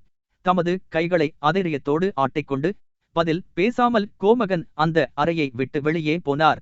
அப்பா, எதற்காக நீர் அதைச் செய்கிறீர் என்று அவரோடு தனது தாயாரின் அறைக்குள் நுழைந்த நட்டாஷா கேட்டாள். ஒன்றுமில்லை. இதைப் பற்றி உனக்கு என்ன என்று கோமகன் கோபத்தோடு முனங்கினார். ஆனால் நான் கேட்டேன். எதற்காக அம்மா ஆட்சேபிக்கிறாள் என்று நட்டாஷா கேட்டாள். இதைப் பற்றி உனக்கென்ன என்று கோமகன் கூச்சலிட்டார். நட்டாஷா ஜன்னல்களுக்கு பக்கத்தில் சென்று சிந்தனை செய்தாள். அப்பா, இதோ நம்மை பார்ப்பதற்காக பெர்க் வருகிறார் என்று ஜன்னல் வழியாக வெளியே பார்த்து அவள் கூறினாள். 11.16 ராஸ்தோவின் மருமகனான பெர்க் என்பவர் ஏற்கனவே கர்னலாகிவிட்டார். விளாடிமிர், அன்னா ஆகிய பதக்கங்களை அவர் அணிந்து கொண்டிருந்தார். ஒரு அமைதியான சுக்கியமான பதவியில் தான் இன்னமும் இருந்து வருகிறார். 16 அதாவது 2வது இராணுவத்தில் முதல் டிவிஷனுக்கு உதவி கமாண்டருக்கு உதவியாளராக இருந்து வருகிறார். செப்டம்பர் 1 தேதியன்று இராணுவத்தில் இருந்து மாஸ்கோவிற்கு அவர் வந்தார். மாஸ்கோவில் அவருக்கு வேலை எதுவுமில்லை. ஆனால் இராணுவத்தில் உள்ள ஒவ்வொருவரும் மாஸ்கோவுக்கு போக வேண்டுமென்றோ அங்கே ஏதோ வேலை இருப்பதாகவோ சொல்லி ரஜா கேட்டு வந்ததை அவர் கவனித்தார். ஆகவே தாமும் தமது குடும்ப சம்பந்தமான வேலைகளை காரணமாக சொல்லி ரஜா பெற வேண்டியது அவசியம் என்று நினைத்தார். ஒரு இளவரசர் வைத்திருந்த வண்டியைப் போல 2 செம்பழுப்பு நிற குதிரைகள் பூட்டிய சிறிய சொகுசான பிரயாண வண்டியில் தமது மாமனாரின் வீட்டிற்கு பெர்க் வந்து சேர்ந்தார். முற்றத்தில் நின்று கொண்டிருந்த வண்டிகளை உன்னிப்பாய் கவனித்தார். முற்ற மண்டபத்திற்கு அவர் போகும்போது ஒரு சுத்தமான கைக்குட்டையை எடுத்து அதில் ஒரு முடிச்சு போட்டார். முதல் அறையிலிருந்து மெதுவாக ஆனால் அவசரமாக நடந்து வரவேற்பு அறைக்குள் போனார். அங்கே கோமகனை தழுவினார். நட்டாஷாவையும் சோனியாவையும் கைகளில் முத்தமிட்டு அம்மாவின் உடல் நலத்தைப் பற்றி ஆவலோடு விசாரித்தார். இம்மாதிரி ஒரு சமயத்திலா ஆரோக்கியத்தைப் பற்றி கவனிக்க முடியும் என்று கோமகன் சொன்னார். இங்கே வாரும், விஷயங்களை எல்லாம் சொல்லும். இராணுவம் பின்வாங்க போகிறதா அல்லது மற்றொரு போர் நடக்கப் போகிறதா? நம்முடைய தந்தை நாட்டின் விதியை சர்வ வல்லமையுள்ள கடவுள் ஒருவரே தீர்மானிக்க முடியும். அப்பா, வீர உணர்ச்சியினால் இராணுவம் கொதித்துக் கொண்டிருக்கிறது. ஆனால் தலைவர்கள் கவுன்சிலில் கூடி ஆலோசனை செய்கிறார்கள். என்ன வரப்போகிறது என்பதை ஒருவராலும் அறிய முடியாது. ஆனால் அப்பா, பொதுவாக நான் ஒன்று சொல்ல முடியும். அதாவது ரஷ்ய இராணுவத்தின் அந்த வீர உணர்ச்சியானது, அந்த புராதன வீரமானது 26 தேதி நடந்த யுத்தத்தில் தெளிவாய் காணப்பட்டது. அதை வார்த்தைகளால் யாராலும் வர்ணிக்க முடியாது. அப்பா, நான் சொல்லுகிறேன், ஒரு ஜெனரல் தாம் பேசிய பொழுது தமது மார்பில் அடித்துக்கொண்டு எப்படி பேசினாரோ அதே மாதிரி பெர்க்கும் தமது மார்பை தட்டிக் கொண்டார். ஆனால் ரஷ்ய இராணுவம் என்ற வார்த்தையை அவர் உச்சரித்த போது அதை செய்திருக்க வேண்டும். அப்படிச் செய்யாமல் கொஞ்சம் தமாதமாக செய்தார். கமாண்டர்களாகிய நாங்கள் அந்த வீரர்களை தாண்டிவிட வேண்டிய அவசியமே எதுவும் இருந்ததில்லை என்பதை நான் பகிரங்கமாக உமக்குச் சொல்லுகிறேன். அவர்கள் அந்த புராதன காலத்து வீரத்தை காட்டிய பொழுது அவர்களை நிறுத்திப் பிடிப்பதுதான் மிகுந்த கஷ்டமாயிருந்தது. துருப்புகளுக்கு தலைமை தாங்கி ஜெனரல் பாரக்லே தி தாலி ஒவ்வொரு இடத்திலும் தமது உயிரை திறனமாக மதித்து நடந்தார். நமது துருப்புகள் ஒரு குன்றின் பக்கத்தில் வைக்கப்பட்டிருந்தன. நீரே யூகித்து அறிந்து கொள்ளலாம் என்றார் பெர்க். அந்த நாட்களில் தாம் கேள்விப்பட்ட பற்பல விதமான கதைகளை தமக்கு ஞாபகம் இருந்த வரையில் பெர்க் சொல்லிக் கொண்டிருந்தார். ஒரு கூர்மையான நோக்கோடு நட்டாஷா அவரை கவனித்து வந்தாள். அந்த பார்வை அவரை குழப்பியது. அவள் ஏதோ ஒரு கேள்விக்கு அவருடைய முகத்தில் பதில் கிடைக்குமா என்பதை அறிய முயற்சித்தவள் போல பார்த்து வந்தாள். ரஷ்ய வீரர்கள் காட்டிய வீரத்தனங்களைப் போன்றவைகளை மனதினால் யோகிக்கவோ அல்லது போதுமானபடி புகழவோ முடியாது என்று பெர்க் கூறினார். நட்டாஷாவின் கூர்மையான பார்வைக்கு பதில் சொல்லி அவளை திருத்தி அடையும்படி செய்வதில் கவலை கொண்டவரைப் போல ஒரு புன்னகையோடு அவளை நோக்கினார். ரஷ்யா என்பது மாஸ்கோவில் இல்லை. அது ரஷ்யாவின் புத்திரர்களுடைய இருதயங்களில் இருக்கிறது. அப்படித்தானே அப்பா என்று அவர் சொன்னார். ஒரு களைப்பான அதிருப்தியான தோற்றத்தோடு கோமகள் உட்காரும் அறையிலிருந்து அப்பொழுதுதான் அந்த அறைக்குள் நுழைந்தாள். வேகமாக பெர்க் குதித்தெழுந்து அவளுடைய கையை முத்தமிட்டு அவளுடைய சுக்கியத்தைப் பற்றி விசாரித்தார். அவளிடம் அனுதாபத்தை காட்டுவதைப் போல தலையை இப்பக்கமும் அப்பக்கமுமாக ஆட்டி அவளுக்கு பக்கத்தில் நின்று கொண்டிருந்தார். ஆம் அம்மா, ஒவ்வொரு ரஷ்யருக்கும் இது மிகுந்த கடினமான துக்கமான காலம் என்பதை நான் உண்மையாகவே கூறுகிறேன். ஆனால் நீ ஏன் இவ்வளவு கவலையோடு இருக்கிறாய்? இங்கிருந்து போவதற்கு இன்னமும் போதிய காலம் இருக்கிறது. வேலைக்காரர்கள் என்ன செய்வார்கள் என்பது எனக்கு தெரியவில்லை என்று கோமகள் சொல்லிவிட்டு தனது கணவரை பார்த்து திரும்பினாள்.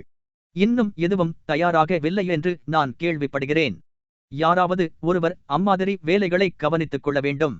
இம்மாதிரி சந்தர்ப்பங்களில் தான் மைட்டெங்காவின் உதவி எவ்வளவு அவசியம் என்பது தெரிகிறது.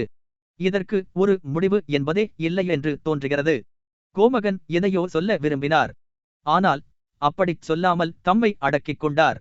நாற்காலியில் இருந்து அவர் எழுந்து வாசலுக்கு போனார். அச்சமயத்தில் தமது மூக்கை சிந்தப் போவதைப் போல தமது கைக்குட்டையை வெளியே எடுத்தார். அதில் இருந்து முடிச்சை அவர் பார்த்ததும் சிறிது யோசித்தார். உடனே சோகத்தோடும் முக்கியத்துவத்தோடும் தலையை ஆட்டிக்கொண்டார். அப்பா, உம்மிடம் ஒரு பெரிய தயவை கேட்க விரும்புகிறேன் என்றார் அவர். டோட் என்று கோமகன் சொல்லி விட்டு அங்கே நின்றார். யோசுபாவின் வீட்டு வழியாக இப்பொழுது நான் வந்து கொண்டிருந்தேன் என்று சிரித்துக்கொண்டு பேசினார். அப்பொழுது எனக்கு தெரிந்த அந்த வீட்டின் காரியஸ்தர் வெளியே ஓடி வந்து எனக்கு ஏதாவது பொருள்கள் விலைக்கு வேண்டுமா என்று கேட்டார். நான் ஆவல் கொண்டு உள்ளே போனேன். அங்கே ஒரு சிறிய பீரோவும் உடையணியும் மேஜையும் இருந்தன. அம்மாதிரி ஒரு சிறிய பீரோவை வேண்டுமென்று விரா எவ்வளவு தூரம் விரும்பினாள் என்பதையும் அதை பற்றி எங்களுக்குள் எப்படி ஒரு வாதம் ஏற்பட்டது என்பதையும் நீர் அறிவீர். சிறிய பீரோவையும் மேஜையையும் குறிப்பிடும்போது தம்மை அறியாமலேயே ஒரு இனிமையான தொனிக்கு தமது குரலை மாற்றிக்கொண்டார். அது என்ன அழகாய் இருக்கிறது தெரியுமா? அதில் ஒரு இரகசியமான இங்கிலீஷ் திராயரும் இருக்கிறது. அதை வேண்டுமென்று வெகுகாலமாக அன்புமிக்க விரா விரும்பி வந்தாள். நான் அதை வாங்கி அவள் ஆச்சரியப்படும் விதத்தில் கொடுக்க விரும்புகிறேன். உம்முடைய முற்றத்தில் ஏராளமான விவசாயிகளின் வண்டிகள் காணப்படுகின்றன. எனக்கு ஒரு வண்டி கொடும். அந்த மனிதனுக்கு நான் போதுமான பணத்தை கொடுக்கிறேன். டோட். கோமகன் முகம் சுளித்து இருமினார். நீர் கோமகளை கேளும். நான் உத்தரவு எதுவும் கொடுப்பதில்லை. அது அசுகரியமாக இருந்தால் எனக்கு வேண்டாம். விராவுக்காகவே நான் அதை விரும்பினேன் என்று சொன்னார். ஓ, நீர் பிசாசிடம் போம். எல்லாரும் போங்கள், பிசாசிடம் போங்கள், பிசாசு பிசாசு என்று கோமகன் கூச்சலிட்டார். என்னுடைய தலை சுழல்கிறது. அவர் அறையை விட்டு வெளியே போனார். கோமகள் அழ ஆரம்பித்தாள். ஆம் அம்மா, ஆம், இப்பொழுதெல்லாம் ரொம்ப கஷ்டமான காலம் என்று சொன்னார். தனது தந்தையோடு நட்டாஷாவும் அந்த அறையை விட்டு வெளியே போனாள். ஒரு தீர்மானத்திற்கு வருவது கஷ்டமா இருப்பது போல தோன்றியதால் முதலில் அவர் பின்னால் போய் அப்புறம் படிகள் வழியாக கீழே ஓடினாள். பெட்டியா முற்ற மண்டபத்தில் நின்று மாஸ்கோவை விட்டு புறப்படுகிற வேலைக்காரர்களுக்கு ஆயுதங்களை கொடுத்து கொண்டிருந்தான். சாமான்கள் ஏற்றப்பட்ட வண்டிகள் இன்னமும் முற்றத்திலேயே நின்று கொண்டிருந்தன. 2 வண்டிகளில் கட்டப்பட்டிருந்த கயிறுகளை அவிழ்த்திருந்தார்கள். அவைகளில் ஒன்றில் ஒரு காயமடைந்த அதிகாரி ஒரு வில்லை சேவகனின் உதவியால் ஏறிக்கொண்டிருந்தார். இதெல்லாம் என்ன விஷயம் என்பது உனக்கு தெரியுமா என்று நட்டாஷாவை பெட்டியா கேட்டான். தங்களுடைய பெற்றோர்கள் எதற்காக சண்டை போட்டு கொண்டிருக்கிறார்கள் என்பதையே அவன் குறிப்பிடுகிறான் என்ற விஷயத்தை அவள் அறிந்து கொண்டாள். ஆனால் அவள் பதில் சொல்லவில்லை. எல்லா வண்டிகளையும் காயமடைந்தவர்களுக்கு கொடுத்து விட வேண்டுமென்று அப்பா சொல்லுவது தான் இதற்கு காரணம். வாசைலிட் என்னிடம் சொன்னார். நான் நினைக்கிறேன் டோட் என்று பெட்டியா சொன்னான். நான் நினைக்கிறேன் என்று நட்டாஷா திடீரென்று கூச்சலிட்டு தனது கோபமான முகத்தோடு பெட்டியாவை பார்த்தாள். அது மிகவும் வெறுக்கத்தக்கது, பயங்கரமானது என்று நான் நினைக்கிறேன். என்ன என்பது எனக்கு தெரியவில்லை. நாமலெல்லாரும் அந்த இகழத்தக்க ஜெர்மனியர்களா? அவளுடைய தொண்டை விம்மலினால் நடுங்கியது. தன்னுடைய உறுதி தளர்ந்து தன்னுடைய கோபத்தின் வேகம் வீணாய்விடுமோ என்று பயந்து அவள் திரும்பி வேகமாக படிகளில் ஏறினாள். கோமகளுக்கு பக்கத்தில் அமர்ந்து ஒரு பந்து காட்டக்கூடிய மரியாதையான சிரத்தையோடு அவளை சமாதானம் செய்து கொண்டிருந்தார். கையில் சுங்கானை வைத்துக்கொண்டு கோமகன் மேலும் கீழும் அந்த அறையில் உலாவிக் கொண்டிருந்தார். அச்சமயம் கோபத்தினால் முகம் சுளித்து ஒரு புயல் காற்றைப் போல நட்டாஷா வேகமாக நடந்து வந்து தனது தாயாரை நெருங்கினாள். அது பயங்கரமானது. அது வெறுக்கத்தக்கது. நீ அம்மாதிரி உத்தரவு கொடுத்திருக்க முடியாது என்று அவள் கூச்சலிட்டாள். பேர்க்கும் கோமகளும் குழப்பத்தோடும் பீதியுற்றும் அவளை நோக்கினார்கள். கோமகன் இன்னமும் ஜன்னலுக்கு பக்கத்திலேயே நின்று கேட்டுக்கொண்டிருந்தார். அம்மா, அது அசாத்தியம். முற்றத்தில் என்ன நடந்து கொண்டிருக்கிறது என்பதை கவனி. அவர்கள் விட்டு விடப்படுவார்கள் டோட் என்று அவள் கூச்சலிட்டாள். உனக்கு என்ன வந்து விட்டது? நீ குறிப்பிடும் அவர்கள் என்பது யார்? உனக்கு என்ன வேண்டும்? ஏன் அவர்கள்தான் அந்த காயம்பட்டவர்கள்? அது அசாத்தியம் அம்மா. அது பிசாசுத்தனமானது. இல்லை அம்மா. கண்ணே, விஷயம் அதுவல்ல. என்னை மன்னிப்பாயாக என் கண்ணே. அம்மா, நாம் என்ன எடுத்துக்கொண்டு போகிறோம் என்பது ஒரு பெரிய விஷயமா? முற்றத்தில் என்ன நடந்து கொண்டிருக்கிறது என்பதை நீ பார் டோட். அம்மா டோட், அது அசாத்தியம். ஜன்னலுக்கு பக்கத்தில் நின்று கொண்டிருந்த கோமகன் திரும்பி பார்க்காமலேயே கவனித்து கேட்டுக்கொண்டிருந்தார். திடீரென்று அவர் மூச்சு இழுத்து ஜன்னலிடம் நெருங்கி முகத்தை கொண்டு போனார். கோமகள் தனது குமாரியை நோக்கினாள். தனது தயாருக்காக அவள் முகத்தில் அவமானம் நிறைந்திருந்ததைக் கண்டாள். அவளுடைய பரபரப்பையும் பார்த்தாள். தனது கணவர் இப்பொழுது எதற்காக தன்னை திரும்பி பார்க்கவில்லை என்பதையும் அறிந்தாள். சுற்றிலும் அமைதியற்ற விதமாக நோக்கினாள். ஓ, உனது இஷ்டப்படி செய். நான் யாருக்காவது இடையூறு செய்கிறேனா என்று அவள் உடனே இடங்கொடுத்து விடாமல் பேசினாள். அம்மா, என் கண்ணே, என்னை மன்னித்து விடு. ஆனால் கோமகள் தனது குமாரியை தள்ளிவிட்டு தனது கணவரிடம் போனாள். என் அன்பே, எது சரியென்று தோன்றுகிறதோ அம்மாதிரியே நீர் உத்தரவு செய்யும். அதைப் பற்றி எனக்கு ஒன்றும் புரிந்து கொள்ள முடியாது என்பதை நீர் அறிவீர் என்று வெட்கத்தால் தனது பார்வையை கவிழ்த்துக் கொண்டு சொன்னாள். முட்டைகள் முட்டைகள் பெட்டை கோழிக்கு கற்றுக் கொடுக்கின்றன என்று கோமகன் மகிழ்ச்சி கண்ணீர் பெருக்கி முனங்கினார். உடனே தமது மனைவியை தழுவிக்கொண்டார். தன்னுடைய வெட்கத்தை மறைப்பதற்காக அவள் தன்னுடைய முகத்தை மகிழ்ச்சியோடு அவருடைய மார்பில் மறைத்துக் கொண்டாள். அப்பா, அம்மா, நான் அதை கவனித்துக் கொள்ளட்டுமா? நான் கவனிக்கலாமா? இன்னமும் நமக்கு வேண்டிய அவசியமான சாமான்களை நாம் எடுத்துக்கொண்டு போகலாம் என்று நட்டாஷா சொன்னாள். கோமகன் சம்மதம் தெரிவிப்பதற்காக தலையை ஆட்டினார். அவள் சிறு குழந்தையாக இருந்தபோது தொட்டு பிடிக்கும் விளையாட்டில் எவ்வளவு வேகமாக ஓடுவாளோ அந்த வேகத்தில் நடன மண்டபம் வழியாகவும் முன் அறை வழியாகவும் ஓடி படிக்கட்டுகளில் இறங்கி முற்ற மண்டபத்திற்கு போனாள். வேலைக்காரர்கள் நட்டாஷாவை சுற்றி கூடினார்கள். அவள் கொண்டு வந்திருந்த விசித்திரமான உத்தரவை அவர்களால் நம்ப முடியவில்லை.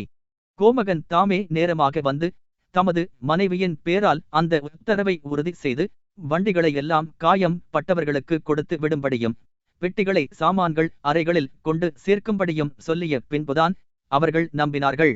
அந்த உத்தரவை அவர்கள் புரிந்து கொண்டதும் இந்த பொது வேலையை மகிழ்ச்சியோடும் ஆர்வத்தோடும் வேலைக்காரர்கள் கவனிக்க ஆரம்பித்தார்கள். அவர்களுக்கு அது விசித்திரமாக இப்பொழுது தோன்றவில்லை. அதற்கு மாறாக அம்மாதிரிதான் செய்ய முடியுமென்று அவர்களுக்கு தோன்றியது. அதே மாதிரி கால் மணி நேரத்திற்கு முன்பாக காயம்பட்டவர்களை பின்னால் விட்டுவிட்டு சாமான்களை வண்டிகளில் கொண்டு போக வேண்டுமென்று சொல்லிய பொழுது அவர்களுக்கு அது ஆச்சரியமாக இருக்கவில்லை.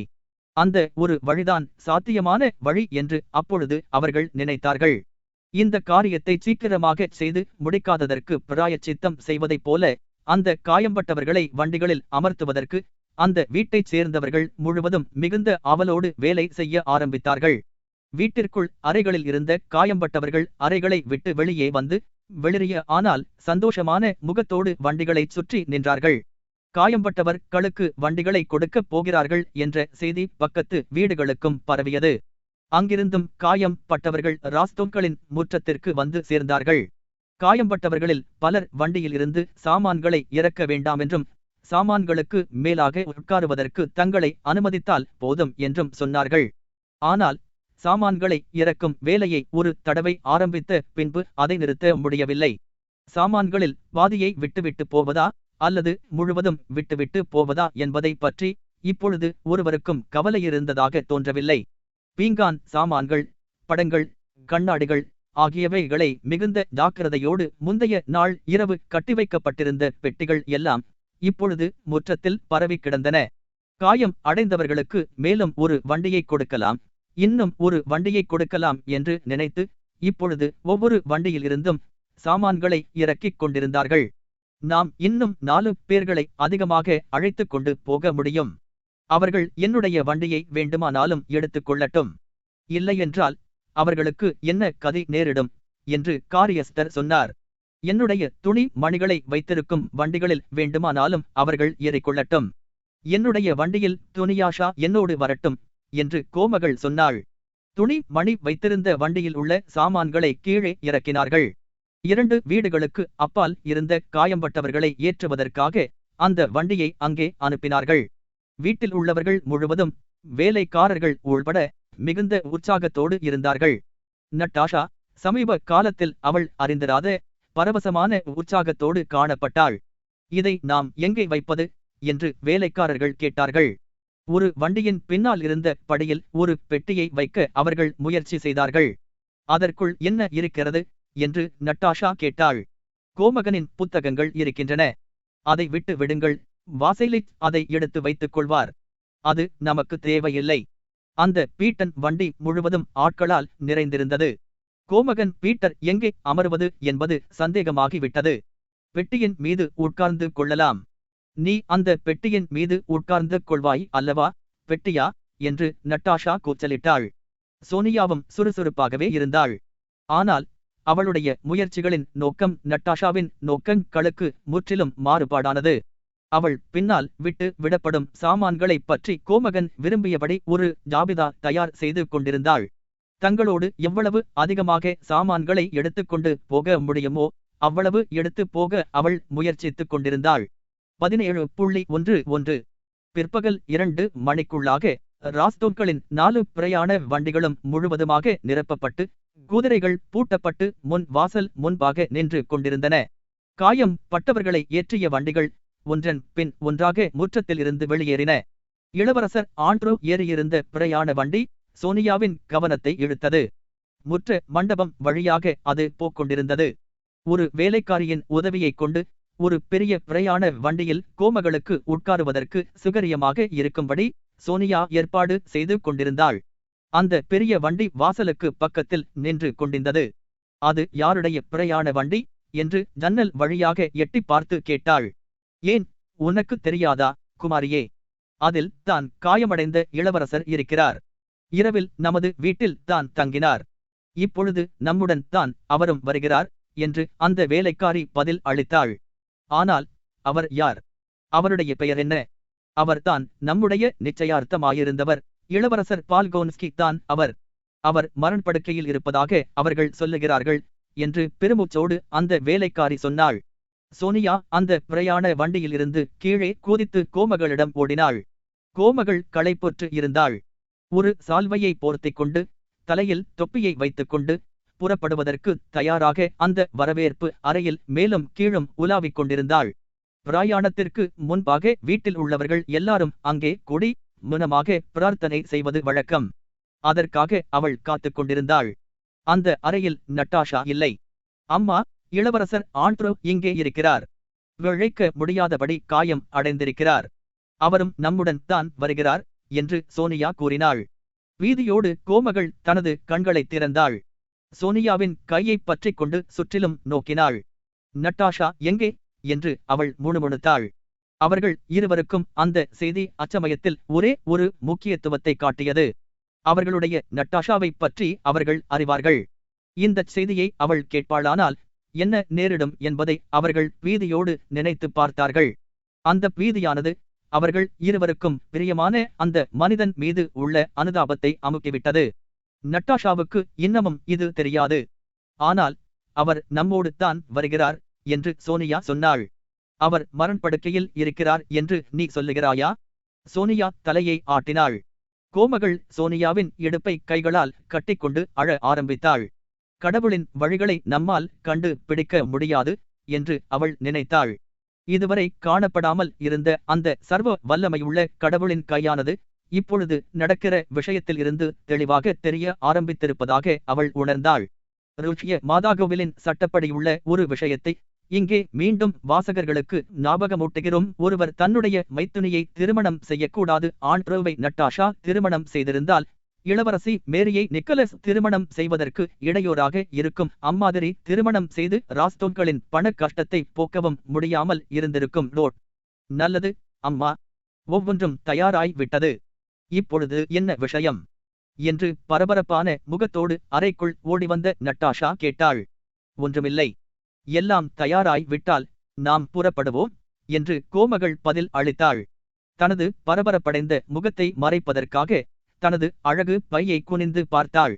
சோனியா நட்டாஷாவை தழுவி முத்தமிட்டாள். நட்டாஷா கேள்விக்குறியோடு அவளை நோக்கினாள். என்ன விஷயம்? என்ன நடந்து விட்டது? ஒன்றுமில்லை. ஒன்றுமில்லை டோட். எனக்கு ஏதாவது கெடுதலான விஷயமா? அது என்ன? என்று அவளுக்குள்ள வேகமான உள்ளுணர்வோடு அவள் வற்புறுத்தி கேட்டாள். சோனியா பெருமூச்சு விட்டாள். பதில் ஒன்றும் சொல்லவில்லை. கோமகள், பெட்டியா, திருமதி ஷாஸ், மாவ்ரா, வாசைலிச் ஆகியவர்கள் வரவேற்பு அறைக்குள் வந்து கதவுகளை சாத்திவிட்டு அமர்ந்தார்கள். சில வினாடிகள் ஒருவரையொருவர் பார்க்காமல் மௌனமாக உட்கார்ந்து இருந்தார்கள். கோமகன் முதலில் எழுந்தார். ஒரு பெரிய பெருமூச்சோடு தெய்வச் சிலை முன்பு தமக்கு சிலுவை குறி காட்டினார். மற்றவர்களும் அதே மாதிரி செய்தார்கள். பின்னால் கோமகன் மாவ்ராவையும் வாசைலிச்சையும் தழுவினார். அவர்கள் மாஸ்கோவிலேயே தங்கியிருக்க வேண்டியவர்கள். அவர்கள் அவருடைய கையை பற்றி தோளில் முத்தமிட்டார்கள். கோமகன் அவர்களுடைய முதுகை லேசாக தட்டி ஏதோ இனம் புரியாத பிரியமான இதமான வார்த்தைகளைச் சொன்னார். கோமகள் பிரார்த்தனை அறைக்கு போனபோது அங்கே சோனியா தெய்வச் சிலைகளின் முன்பு முழங்கால் படியிட்டு இருப்பதை பார்த்தாள். அந்த உருவங்களை சுவர்களிலேயே தொங்கும்படி அவர்கள் விட்டுவிட்டு போனார்கள். குடும்பத்தில் பரம்பரையாக இருந்து வந்த மிகுந்த அபூர்வமான தெய்வச் சிலைகளை தங்களோடு அவர்கள் எடுத்து கொண்டு போனார்கள். ரோட் முற்றத்தில் உள்ள மண்டபத்தில் அவர்களுடைய ஆட்கள் நின்று கொண்டிருந்தார்கள். அவர்களுக்கெல்லாம் உடைவாள்களையும் குத்துவாள்களையும் பெட்டியாக் கொடுத்திருந்தான். அவர்களுடைய உயரமான பூட்ஸ்களுக்குள்ளே கால் சட்டைகளை நுழைத்து கட்டியிருந்தார்கள். அவர்களுடைய பெருடுகளை அழுத்தமாக மாட்டியிருந்தார்கள்.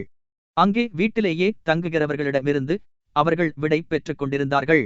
ஒரு பிரயாணம் ஆரம்பிக்கும் போது பல விஷயங்களை மறந்து விடுவதும் சில சாமான்களை தவறான இடங்களில் வைப்பதும் வழக்கம். அதே மாதிரி இப்பொழுதும் நடந்து கொண்டிருந்தது. பிரயாண வண்டிகளின் கதவுகளை திறந்து கொண்டு இரு பக்கங்களிலும் 2 வேலைக்காரர்கள் வெகு நேரம் வரையில் காத்திருந்தார்கள். கோமகள் வண்டிக்குள் ஏறுவதற்கு உதவி செய்வதற்காக அவர்கள் எதிர்பார்த்து கொண்டிருந்தார்கள். வேலைக்காரர்கள் தலையணைகளையும் சாமான் மூட்டை களையும் வீட்டுக்குள்ளில் இருந்து வண்டிகளில் கொண்டு வந்து வைப்பதும் மீண்டும் வீட்டிற்குள் ஓடுவதுமாக இருந்தார்கள். அவர்கள் எப்பொழுதுமே ஒவ்வொன்றையும் மறந்து விடுவார்கள். நான் அம்மாதிரி உட்கார முடியாது என்பது உனக்கு தெரியாதா என்று கோமகள் கேட்டாள்.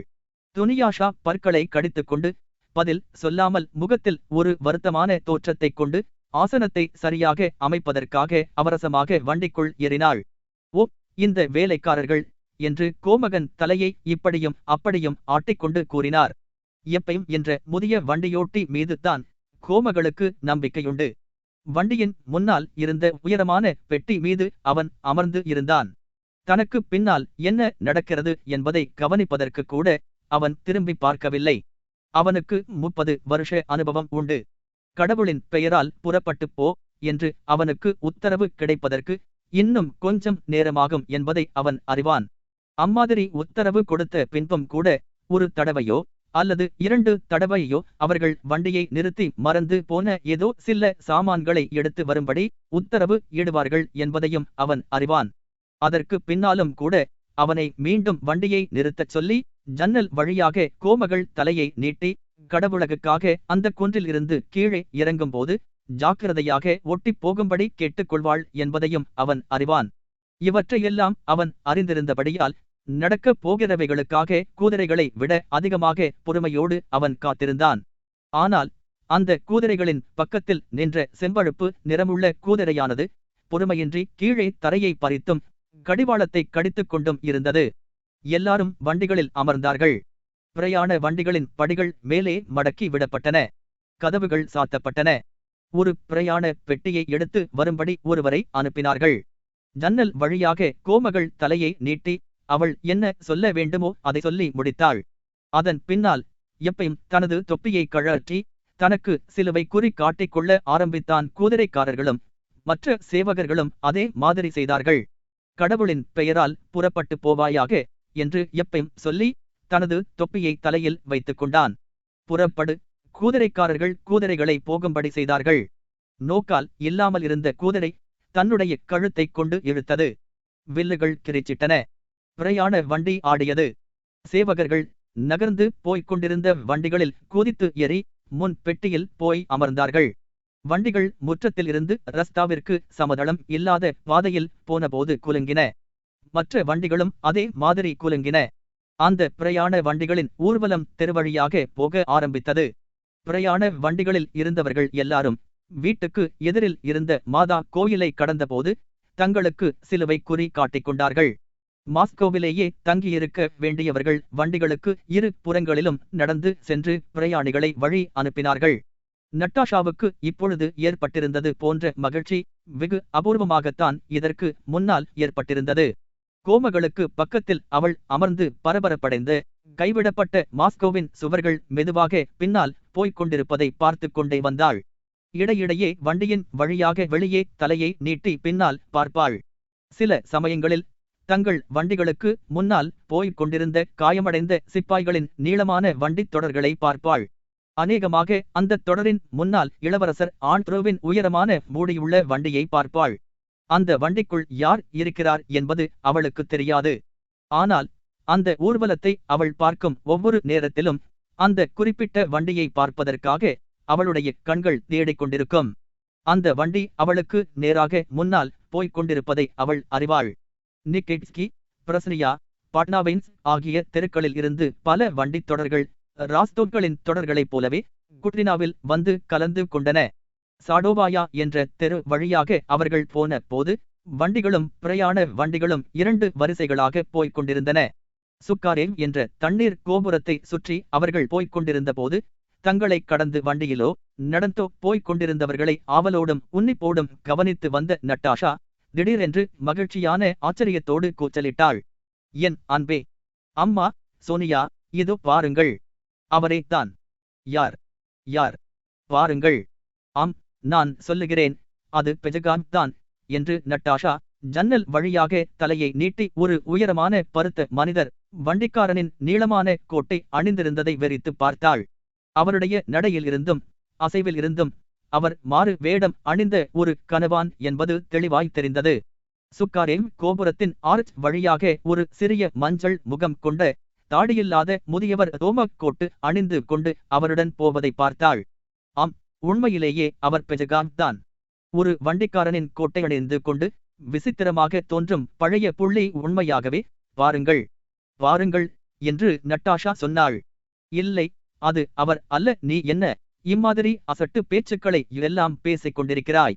அம்மா என்று நட்டாஷா கிரிச்சிட்டாள். அவர்தான் என்பதற்கு பந்தயம் வைத்து எனது தலையை கூட கொடுக்க தயார். நான் நிச்சயமாக சொல்லுகிறேன். நிறுத்து, வண்டியை நிறுத்து என்று வண்டியோட்டியை பார்த்து கூச்சலிட்டாள். ஆனால் வண்டியோட்டியால் வண்டியை நிறுத்த முடியவில்லை. ஏனெனில் மேர்சான்ஸ்கி தெருவில் இருந்து இன்னும் பல வண்டிகளும் பிரயாண வண்டிகளும் அங்கு வந்து கொண்டிருந்தன. இந்த வண்டிக்காரர்கள் ராஸ்தோக்களின் வண்டிக்காரர்களை பார்த்து மேலே நகர்ந்து செல்லும்படியும் தெருக்களை அடைத்து கொண்டிருக்க வேண்டாமென்றும் கூச்சலிட்டார்கள். உண்மையில் முன்னைவிட இப்பொழுது கொஞ்சம் அதிக தூரத்தில் இருந்த போதிலும் எல்லா ராஸ்தோக்களும் வீயரை பார்த்தார்கள். அல்லது வீயர் மாதிரி ஒரு அபூர்வமான சாயல் உள்ள ஒருவர் வண்டிக்காரனின் கோட் அணிந்து தெரு வழியாக போய்க் கொண்டிருந்ததை கண்டார்கள். அவர் தமது தலையை முன்னால் தொங்க விட்டுக் கொண்டிருந்தார். அவருடைய முகம் கவலையோடு காணப்பட்டது. அவருக்கு பக்கத்தில் ஒரு சிறிய தாடியில்லாத சேவகனைப் போல் தோன்றிய ஒரு முதியவர் போய்க் கொண்டிருந்தார். அந்த முதியவர் பிரயாண வண்டியிலிருந்து ஒரு முகம் வெளியே தோன்றி தங்களை பார்ப்பதை கவனித்தார். அவர் மரியாதையோடு வீயரின் முழங்கையை தொட்டு பிரயாண வண்டியை சுட்டி காட்டி அவரிடம் எதையோ சொன்னார். வீயர் சிந்தனையில் மூழ்கியிருந்தபடியால் முதலில் அவர் சொல்லுவதை புரிந்து கொள்ள முடியவில்லை. கடைசியாக அவர் புரிந்து கொண்டதும் அந்த முதியவர் காட்டிய திசையை நோக்கினார்.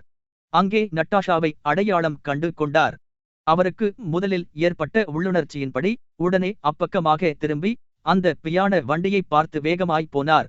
ஒரு டஜன் அடிகள் அவர் எடுத்து வைத்ததும் எதையோ நினைவு கூர்ந்தவரைப் போல திடீரென்று நின்றார். ஜன்னலுக்கு வழியாக பார்த்து கொண்டிருந்த நட்டாஷாவின் முகம் ஆச்சரியமான அன்போடு ஒளிர் விட்டுக் கொண்டிருந்தது. பீட்டர் கிரைலாவிச், இங்கே வாரும், நாங்கள் உண்மை அடையாளம் கண்டு கொண்டோம். இது ரொம்ப ஆச்சரியமானது என்று கூறி தன்னுடைய கையை அவரை நோக்கி வெளியே நீட்டினாள். இங்கே நீர் என்ன செய்து கொண்டிருக்கிறீர்? நீர் ஏன் இம்மாதிரி இருக்கிறீர்? நீட்டிய கையை வீயர் பற்றி சங்கோதரத்தோடு முத்தமிட்டார். அந்த வண்டிக்கு பக்கத்தில் அவரும் நடந்து சென்றார். என்ன விஷயம், கோமகனே என்று கோமகள் ஆச்சரியமும் அனுதாபமும் கொண்ட தொனியோடு கேட்டாள். என்ன என்ன ஏன்? என்னை ஒன்றும் கேட்க வேண்டாம் என்று வீயர் சொல்லிவிட்டு திரும்பி பார்த்தார். அவளுடைய பிரகாசமான சந்தோஷமான முகத்தோற்றத்தை அவளை பார்க்காமலேயே அவள் புரிந்து கொண்டார். அந்த தோற்றமானது அவரை பரவசத்தால் நிரப்பியது. நீரும் மாஸ்கோவில் தங்க போகிறீரா? வீயர் தயங்கினார். மாஸ்கோவிலா என்று ஒரு கேள்வி தொனியில் கேட்டார்.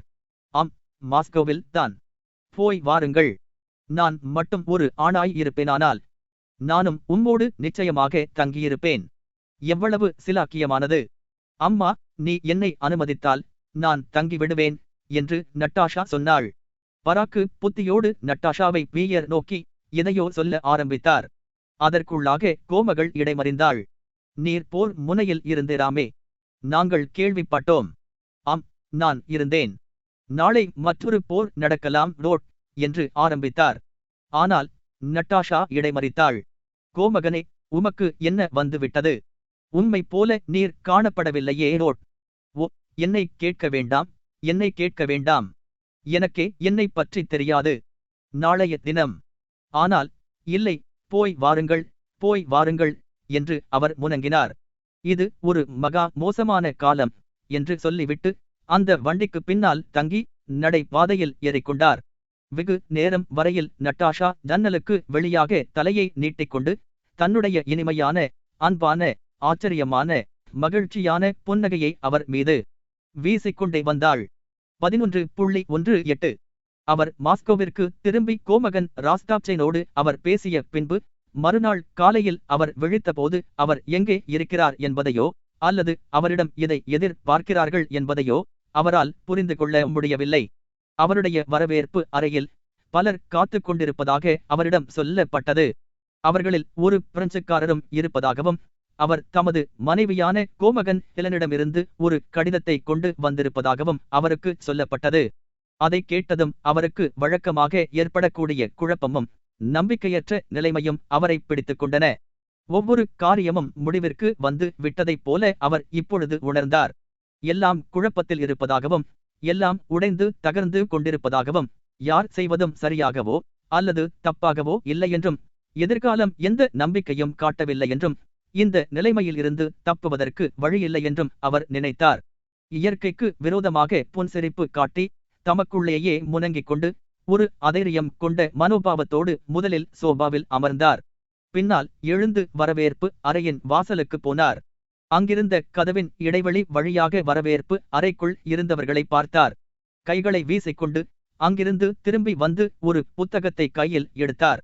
அவருடைய பிரதான காரியஸ்தர் இரண்டாவது தடவையாக அவரிடம் வந்து கோமகளிடமிருந்து கடிதம் கொண்டு வந்திருந்த அந்த பிரெஞ்சுக்காரர் ஒரு நிமிஷமாவது அவரை பார்க்க வேண்டுமென்று மிகுந்த ஆவலோடு இருப்பதாக கூறினார். பால்டீவின் மனைவியிடமிருந்து ஒருவர் வந்திருந்தார். தனது கணவரின் புத்தகங்களை வீயர் எடுத்து வைத்துக் கொள்ளும்படியும் தான் கிராமத்திற்கு போவதாகவும் அவள் சொல்லி அனுப்பி இருந்தாள். ஓ ஆம், ஒரே நிமிஷம் பொறு. இல்லை, நிச்சயமாக இல்லை. நான் ஏதோ வருகிறேன் என்று நீ போய் சொல்லு என்று தமது பிரதான காரியஸ்தரிடம் வீயர் கூறினார். அந்த மனிதர் வீயரின் அறையை விட்டு போனதும் மேஜை மீது கிடந்த தமது தொப்பியை எடுத்துக்கொண்டு அந்த படிப்பு அறையிலிருந்து மற்றொரு வாசல் வழியாக வெளியே போனார். ஆளோடியில் ஒருவருமில்லை. அந்த ஆளோடி முழுவதும் நடந்து சென்று படிக்கட்டுக்கு போனார். முகத்தைச் சுளித்து தமது கைகளால் நெற்றியை தேய்த்துக் கொண்டு முதல் தட்டு வரையில் படிக்காட்டுகளில் இறங்கினார். முன் மண்டபத்து வேலைக்காரன் முன் வாசலில் நின்று கொண்டிருந்தான். வீயர் நின்று கொண்டிருந்த அந்த தட்டிலிருந்து பின் வாசலுக்கு போகிற மற்ற படிக்கட்டுகள் இருந்தன. அந்த படிக்கட்டுகள் வழியாக அவர் இறங்கி பின் வாசல் முற்றத்திற்கு போனார். அவரை ஒருவரும் பார்க்கவில்லை. அங்கே சில வண்டிகள் காத்து கொண்டிருந்தன. வெளி வாசலுக்கு வீயர் போனதும் வண்டிக்காரர்களும் புழக்கடை வேலைக்காரனும் அவரை பார்த்து தங்கள் தொப்பிகளை உயர்த்தினார்கள். அவர்கள் அவரை பார்த்ததாக அவர் உணர்ந்ததும் ஒரு நெருப்புப் பொறியைப் போல அவர் நடந்து கொண்டார். தன்னை மறைத்துக் கொள்வதற்காக நெருப்புக் கோழி தன்னுடைய தலையை ஒரு புதரில் மறைத்துக் கொள்ளும். அந்த மாதிரி அவர் தலையை தொங்கவிட்டுக் கொண்டு வேகமான நடையில் தெரு வழியாக போனார். அன்று அவருக்கு காத்து கொண்டிருந்த வேலைகளில் ஜோசப் பால்டேவின் புத்தகங்களையும் தஸ்தாவேஜுகளையும் விரித்து அமைப்பதுதான் முக்கியமான வேலை என்று அவருக்கு தோன்றியது. அவர் சந்தித்த முதலாவது வண்டியை அவர் அமர்த்திக் கொண்டு அதில் ஏறி பாட்டிரியார் பான்ஸ் என்ற இடத்திற்கு போகும்படி வண்டியோட்டியிடம் சொன்னார். அங்கே தான் பால்டேவின் விதவையினுடைய வீடு இருந்தது. போகிற வழியில் சாரியாக வந்த சாமான்கள் ஏற்றப்பட்ட வண்டிகளை பார்த்து கொண்டே போனார். அவையெல்லாம் எல்லா திசைகளில் இருந்தும் வெளியே போய்க் கொண்டிருந்தன. தாம் ஏறியிருந்த அந்த பழைய ஓட்டை வண்டியிலிருந்து தாம் கீழே நழுவி விடாமல் இருப்பதற்காக தம்முடைய பருத்த உடம்பை ஜாக்கிரதையாக வைத்துக் கொண்டார். அச்சமயம் பள்ளிக்கூடத்தை விட்டு தப்பியோடும் ஒரு சிறுவனுக்குள்ள மகிழ்ச்சியான உணர்ச்சியோடு அவர் இருந்தார். போகும் போது வண்டியொட்டியிடம் பேசிக்கொண்டே போனார். கிரெம்லினில் ஆயுதங்களை எல்லாருக்கும் அன்று வழங்குவதாக அந்த வண்டிக்காரன் சொன்னான். நாளையன்று 3 குன்றுகளின் கோட்டை வாசல்களுக்கு அப்பால் ஒவ்வொருவரும் அனுப்பப்படுவார்கள் என்றும் அங்கே ஒரு பெரிய போர் நடக்கப் போகிறதென்றும் அவன் சொன்னான். பாட்டிரியார் பான்ஸ் என்ற பகுதியை அவர் அடைந்ததும் பால்டிவின் வீட்டை பீயர் கண்டு பிடித்தார். சமீப காலத்தில் அவர் அங்கே போனதில்லை. வெளி வாசலுக்கு அவர் போனார். 5 வருஷங்களுக்கு முன்னால் ஜோசப் பால்டிவோடு டார்தோக்கில் தாம் பார்த்த கிராசிம் என்ற அந்த மஞ்சள் நிறமான தாடியில்லாத முதியவர் பீயர் கதவை தட்டியவுடன் யார் என்று கேட்பதற்காக வெளியே வந்தார். இப்பொழுது பார்க்க முடியுமா என்று பீயர் கேட்டார். தற்கால நிலைமையை உத்தேசித்து சோபியா தானேலாவ்னா குழந்தைகளோடு டார்தோக் எஸ்டேட்டுக்கு போய் விட்டாள். மேன்மை தங்கியவரே, பரவாயில்லை, நான் உள்ளே வருகிறேன். அந்த புத்தகங்களை நான் பார்க்க வேண்டும் என்று பீயர் சொன்னார். தயவு செய்து உள்ளே வாரும். எனது காலஞ்சென்ற எஜமானரின் கடவுளின் பரலோக ராஜ்யம் அவருடையதாய் இருப்பதாக சகோதரரான மாக்கார் அலெக்ஜெவிச் இங்கே தங்கியிருக்கிறார். ஆனால் அவர் ஒரு நோயாளி என்பது உமக்கு தெரியும் என்று அந்த முதிய வேலைக்காரர் கூறினார். மாக்கார் அலெக்ஜெவிச் என்பவர் ஜோசப் பால்டிவின் பாதி புத்தி சுவாதீனமற்ற ஒரு பெரிய குடிகார சகோதர என்பதை பீயர் அறிவார். ஆம் ஆம், எனக்கு தெரியும். நாம் உள்ளே போகலாம் ரோட் என்று பீயர் சொல்லி வீட்டிற்குள் போனார். ஒரு உயரமான வழுக்கை தலையுள்ள சிவந்த மூக்குடைய முதியவர் உடை கவுனை அணிந்து கொண்டு காலில் செருப்புகளை மாட்டிக்கொண்டு வெளி அறையில் நின்று கொண்டிருந்தார். பீயரை பார்த்ததும் எதையோ கோபமாக முனங்கிவிட்டு அந்த ஆளோடி வழியாக போய் விட்டார். அவர் மிகுந்த புத்திசாலி. இப்பொழுது ஒன்றுக்கும் உதவாதவராக போய்விட்டார். மேன்மை தங்கியவரே, நீரே பார்க்கலாம் என்று கிராசிம் சொன்னார். நீர் படிப்பு அறைக்குள் வருகிறீரா? பீயர் தலையை ஆட்டினார். அதை முன்பே பூட்டி வைத்திருந்தார்கள். அப்படியே தான் அது இருக்கிறது. உம்மிடமிருந்து யாராவது வந்தால் அவரிடம் புத்தகங்களை கொடுத்துவிட வேண்டுமென்று சோபியா தானேலாவ்னா உத்தரவிட்டு இருக்கிறார்கள். அந்த இருண்ட படிப்பு அறைக்குள் பீயர் சென்றார். அந்த அறைக்குள் முன்னால் அவருடைய நன்மையாளர் உயிரோடு இருந்தபோது மிகுந்த பயபக்தியோடு அவர் சென்றிருக்கிறார். ஜோசப் பால்டிவின் மரணத்திற்கு பின்னால் அங்கே ஒருவரும் போகாத படியால் அந்த அறை தூசி நிறைந்தும் முன்னை விட அதிகமாக இருளடைந்தும் காணப்பட்டது. ஒரு ஜன்னலை கிராசிம் திறந்து வைத்துவிட்டு முன் பாதங்களால் நடந்து வெளியே போனார்.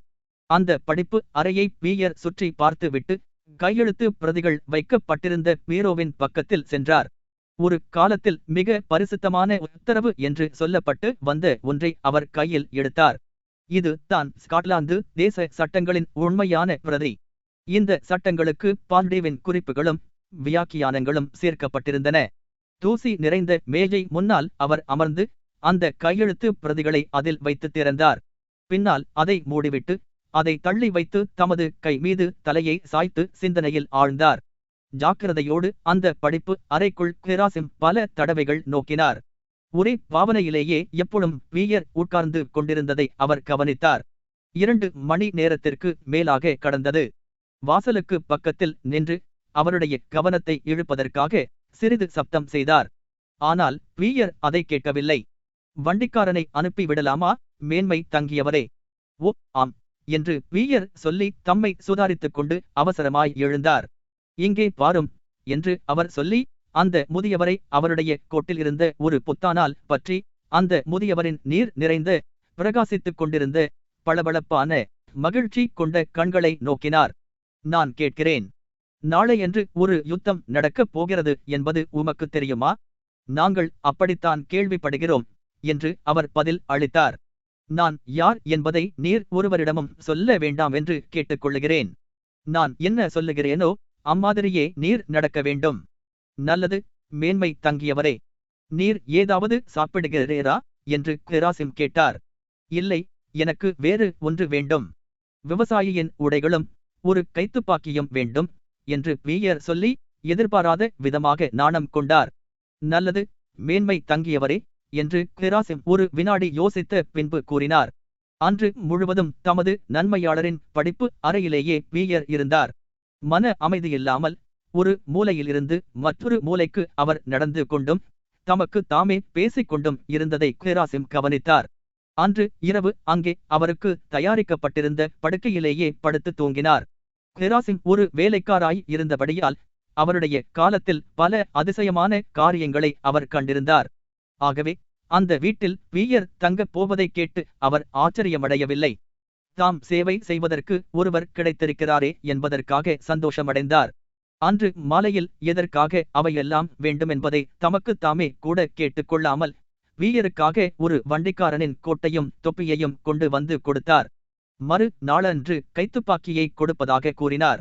மாக்கார் அலெர்ஜிவிச் அன்று மாலை 2 தடவைகள் அந்த கதவு வரையில் வந்து கோபமாக வீயரை பார்த்தார். வீயர் அவரை திரும்பி பார்த்ததும் அவர் தமது உடை கவுனால் தம்மை சுற்றி மூடிக்கொண்டு வெட்கமடைந்த கோபமான தோற்றத்தோடு அங்கிருந்து வேகமாய் போய் விட்டார். கெராசிம் அவருக்கு கொண்டு வந்து கொடுத்த அந்த வண்டிக்காரனின் கோட்டை நீராவியினால் சுத்தப்படுத்தி கொடுத்தார். அச்சமயம் அதை வீயர் அணிந்து கொண்டு அந்த முதியவருடன் சுக்காரேன் மார்க்கெட்டில் கைத்துப்பாக்கியை வாங்குவதற்காக போய்க் கொண்டிருந்தார். அச்சமயம் தான் அவர் ராஸ்தோன்களை சந்தித்தார். 11:19 மாஸ்கோ வழியாக ரயாஜான் ரஸ்தாவிற்கு துருப்புகள் பின்வாங்க வேண்டுமென்று குட்டப்ஜோன் பிறப்பித்த உத்தரவு செப்டம்பர் 1 தேதியன்று இரவில் வெளியிடப்பட்டது. முதலாவது துருப்புகள் உடனே புறப்பட்டார்கள். அவசரப்படாமல் மெதுவாக திடமாக இரவு முழுவதும் அவர்கள் போய்கொண்டே இருந்தார்கள். தாராகாமைலாங் என்ற பாலத்திற்கு பக்கத்தில் உள்ள பட்டணத்தை அதிகாலையில் அவர்கள் வந்து அடைந்தார்கள். அச்சமயம் தங்களுக்கு முன்னால் ஏராளமான துருப்புகள் கூட்டமாய் கூடி பாலத்தை வேகமாய் கடந்து எதிர் பக்கத்தில் மேலே ஏறிக் கொண்டிருந்ததைக் கண்டார்கள். அவர்கள் போவதினால் தெருக்களும் சந்துகளும் அடைபட்டு போயின. பின்னால் வந்த துருப்புகள் ஏராளமாய் இருந்தபடியால் காரணமில்லாத அவசரமும் பீதியும் கொண்டார்கள். எல்லாரும் பாலத்தை நோக்கி விரைந்தார்கள். சிலர் பாலத்தின் மீது போனார்கள். சிலர் தெப்பங்களிலும் படகுகளிலும் ஏறி ஆற்றை கடந்தார்கள். பிரதான ரஸ்தாவை விட்டு பக்கத்து தெருக்கள் வழியாக குட்டஜோன் மாஸ்கோவை கடந்து போனார். செப்டம்பர் 2 தேதியன்று காலை 10 மணிக்கு இராணுவத்தின் கடைசி பகுதி மட்டும்தான் தாராகாமைலாங் சுற்றுப்புறத்தில் காணப்பட்டது. நெருக்கடி குறைந்தது. மூல இராணுவம் மாஸ்கோவை கடந்து போய்விட்டது. அதே சமயத்தில் செப்டம்பர் 2 தேதியன்று காலை 10 மணிக்கு வாக்லோனி குன்றின் மீது நெப்போலியன் தமது துருப்புகளோடு நின்று தமக்கு முன்னால் காணப்பட்ட பரந்த காட்சியை பார்த்து கொண்டிருந்தார். ஆகஸ்ட் 26 தேதியிலிருந்து செப்டம்பர் 2 தேதி வரையில், அதாவது பாராடினோ போரிலிருந்து மாஸ்கோவுக்குள் பிரெஞ்சுக்காரர்கள் நுழைகிற வரையில், அந்த பரபரப்பான மறக்க முடியாத வாரம் முழுவதிலும் இலையுதிர் காலத்து கால நிலை அசாதாரணமாயிருந்தது. அது வருவது எப்பொழுதுமே ஆச்சரியமாகவே இருக்கும். அந்த கால நிலையில் துளிர் காலத்தில் இருப்பதை விட அதிகமான உஷ்ணத்தை சூரியன் கொடுப்பதுண்டு. சூரியன் பிரகாசமான ஒளிர்விட்டு ஒவ்வொன்றையும் மின்னும்படி செய்வான். அந்த தெளிவான சுத்தமான சூழ்நிலையில் சூரிய பிரகாசத்தினால் கண்கள் கூசும்படியாயிருக்கும். சுவாச பைகள் அந்த மனம் மிகுந்த இலையுதிர் காலத்து காற்றை சுவாசிப்பதால் பலமடைந்தவை போல் காணப்படும். இரவு காலங்களில் கூட உஷ்ணமாயிருக்கும். அந்த இருண்ட இரவு நேரங்களில் தங்க நட்சத்திரங்கள் வானத்தில் இருந்து கீழே உதிர்ந்து நமக்கு மகிழ்ச்சியையும் அதிர்ச்சியையும் கொடுக்கும். செப்டம்பர் 2 தேதியன்று காலையில் 10 மணிக்கு இதே மாதிரியே கால நிலை இருந்தது. காலை நேரத்தின் பிரகாசமானது இந்திர ஜாலம் போல இருந்தது. வாக்லோனி குன்றில் இருந்து மாஸ்கோவை பார்த்த போது பிரம்மாண்டமாக அது பறந்து காணப்பட்டது. அந்த காட்சியில் அங்கேயுடைய நதியும் அதனுடைய தோட்டங்களும் மாத கோயில்களும் தோன்றின. வழக்கம் போல வாழ்ந்து கொண்டிருப்பது போலவே மாஸ்கோ காணப்பட்டது. அங்கிருந்த விதானங்கள் சூரிய ஒளியில் நட்சத்திரங்களைப் போல மின்னிக் கொண்டிருந்தன. தாம் இதற்கு முன்பு எப்பொழுதும் பார்த்திராத விதத்தில் விசித்திரமான கட்டிட நிர்மாணங்களோடு தோன்றிய அந்த அதிசய பட்டணத்தின் காட்சியானது நெப்போலியனுக்கு மன அமைதி இல்லாத பொறாமை கொள்ளும்படியான ஆவலை உண்டு பண்ணியது. அதாவது பழக்கமில்லாத ஒரு புதிய காட்சியை பார்க்கும்போது பார்க்கிறவர்களை லட்சியம் செய்யாமல் அந்த புதிய காட்சி நிற்கும்போது அதை பார்க்கிறவர்கள் எம்மாதிரி உணர்ச்சி கொள்ளுவார்களோ அதே உணர்ச்சியை நெப்போலியன் பெற்றார். அந்த பட்டணமானது தனது வாழ்க்கையை முழுவேகத்தோடு நடத்தி வருவதாக காணப்பட்டது. தூரத்தில் இருந்து பார்க்கும்போது கூட உயிர் உள்ளதையும் உயிர் அற்றதையும் ஏதோ ஒரு வழியால் கண்டு பிடிப்பதைப் போல பாக்லோனி குன்றில் இருந்து நெப்போலியன் பார்த்தபோது அந்த பட்டணத்தின் உயிர் துடிப்பை அறிந்தார். அதாவது அந்த மகா பெரிய அழகான பட்டணமானது சுவாசம் விட்டு கொண்டிருப்பதைப் போல உணர்ந்தார். மாஸ்கோவை பார்க்கிற ஒவ்வொரு ருஷ்யரும் அதை ஒரு மாதா என்றே உணர்வார்கள். அதை பார்க்கிற ஒவ்வொரு வெளி நாட்டாரும் அந்த தாய் பட்டணத்தின் முக்கியத்துவத்தை அறியாமல் இருந்தபோதிலும் கூட அதனுடைய பெண்மை குணத்தை கட்டாயம் உணர்வார்கள். நெப்போலியனும் அம்மாதிரியே உணர்ந்தார். எண்ணற்ற மாதா கோயில்களை கொண்ட அந்த ஆசிய பட்டணம், அந்த பரிசுத்த மாஸ்கோ, கடைசியாக அந்த பிரசித்தி பெற்ற பட்டணம் இதோ இருக்கிறது. நேரமாய்விட்டது என்று நெப்போலியன் சொல்லி குதிரையில் இருந்து கீழே இறங்கி மாஸ்கோவின் பிளானை தமக்கு முன்னால் விரிக்கும்படி உத்தரவிட்டார். துபிபாஷகரான லே லார்னை வரவழைத்தார். எதிரியால் கைப்பற்றப்படும் ஒரு பட்டணமானது தன்மானத்தை இழந்த ஒரு கன்னிக்கு ஒப்பாகும் என்று அவர் நினைத்தார். இதே மாதிரி ஸ்மாலென்ஸ் நகரில் ரூட்கோவிடம் அவர் கூறினார். அந்த கருத்தோடு அவர் முன்னால் பார்த்திராத அந்த கீழ் நாட்டு அழகை நோக்கினார். தாம் வெகு காலமாக விரும்பி வந்த ஆசையானது, கைகூட முடியாது என்று தோன்றி வந்த ஆசையானது கடைசியாக கைகூடியதானது அவருக்கு விசித்திரமாய் தோன்றியது. அந்த தெளிவான காலை ஒளியில் அந்த பட்டணத்தை பார்ப்பதும் பின்னால் அதன் பிளானை பார்ப்பதும் அதில் உள்ள விவரங்களைப் பற்றி சிந்திப்பதுமாய் இருந்தார். அந்த நகரத்தை தம் கையில் பற்றி கொண்டதாக ஏற்பட்ட உறுதியானது அவருக்கு பரபரப்பையும் திகைப்பையும் கொடுத்தது. வேறு விதமாய் எப்படி இருக்க முடியும் என்று அவர் நினைத்தாரிதோ, எனது காலடியில் இந்த தலைநகரம் இருக்கிறது. அலெக்சாண்டர் இப்பொழுது எங்கே இருக்கிறார்? அவர் என்ன நினைத்துக் கொண்டிருக்கிறார்? ஒரு விசித்திரமான அழகும் கம்பீரமும் கொண்ட பட்டணம், ஒரு விசித்திரமும் கம்பீரமும் கொண்ட நேரம். நான் எந்த விதமாக அவர்களுக்கு காணப்படுவேன் என்று தமது துருப்புகளை பற்றி நினைத்தபோது அவர் சிந்தித்தார். இதோ அந்த பட்டணம் இருக்கிறது, பலவீனமான மனிதர்களுக்கெல்லாம் பரிசாக இதோ இருக்கிறது என்று தமது பக்கத்தில் நின்றவர்களையும் நெருங்கி வந்து அணி வகுத்து நிற்கும் துருப்புகளையும் பார்த்து அவர் நினைத்தார். என்னிடமிருந்து ஒரு வார்த்தை பிறந்தால் போதும், அல்லது எனது கையை அசைத்தால் போதும், ஜார்களுடைய அந்த புராதன தலைநகரம் அழிந்து போகும். ஆனால் என்னுடைய கடாட்சம் எப்பொழுதும் ஜெயிக்கப்பட்டவர்களிடம் காட்டுவதற்காக தயாராய் இருக்கும். நான் பெருந்தன்மையாகவும் உண்மையிலேயே பெரியவனாகவும் நடந்து கொள்ள வேண்டும். ஆனால் இல்லை, நான் மாஸ்கோவில் இருக்கிறேன் என்பது உண்மையாய் இருக்க முடியாது என்று திடீரென்று அவர் நினைத்தார். என்றாலும் எனது காலடியில் இதோ அது கிடக்கிறது. அதனுடைய தங்க விதானங்களும் சிலுவைகளும் சூரிய வெளிச்சத்தில் மின்னிக் கொண்டும் பளபளத்துக் கொண்டும் இருக்கின்றன.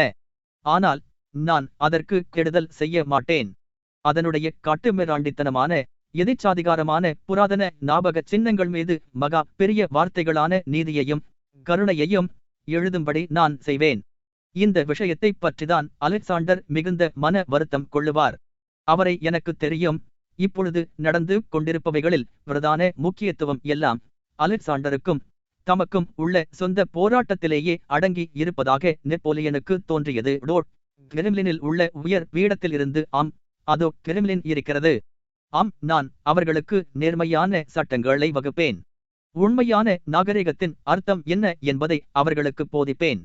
பாயர்கள் ருஷ்யாவில் புராதன காலத்திலும் மத்திய காலத்திலும் பாயர்கள் என்று ஒரு பிரபு குடும்பம் இருந்து வந்தது. அந்த பாயர்கள் ஜார்களுக்கு உதவியாளர்களாக செல்வாக்கோடு இருந்து வந்தார்கள். அந்த வகுப்பையும் பட்டத்தையும் முதலவாது பீட்டர் ரத்து செய்துவிட்டார். கடைசியாக இருந்த பாயர் 1750ஆம் வருஷத்திலேயே மாண்டு போனார். என்றாலும் பாயர்களைப் பற்றி அடிக்கடி நெப்போலியன் சொல்லுகிறார். ருஷ்யாவை பற்றிய அவருடைய அறியாமையையே அது காட்டுகிறது.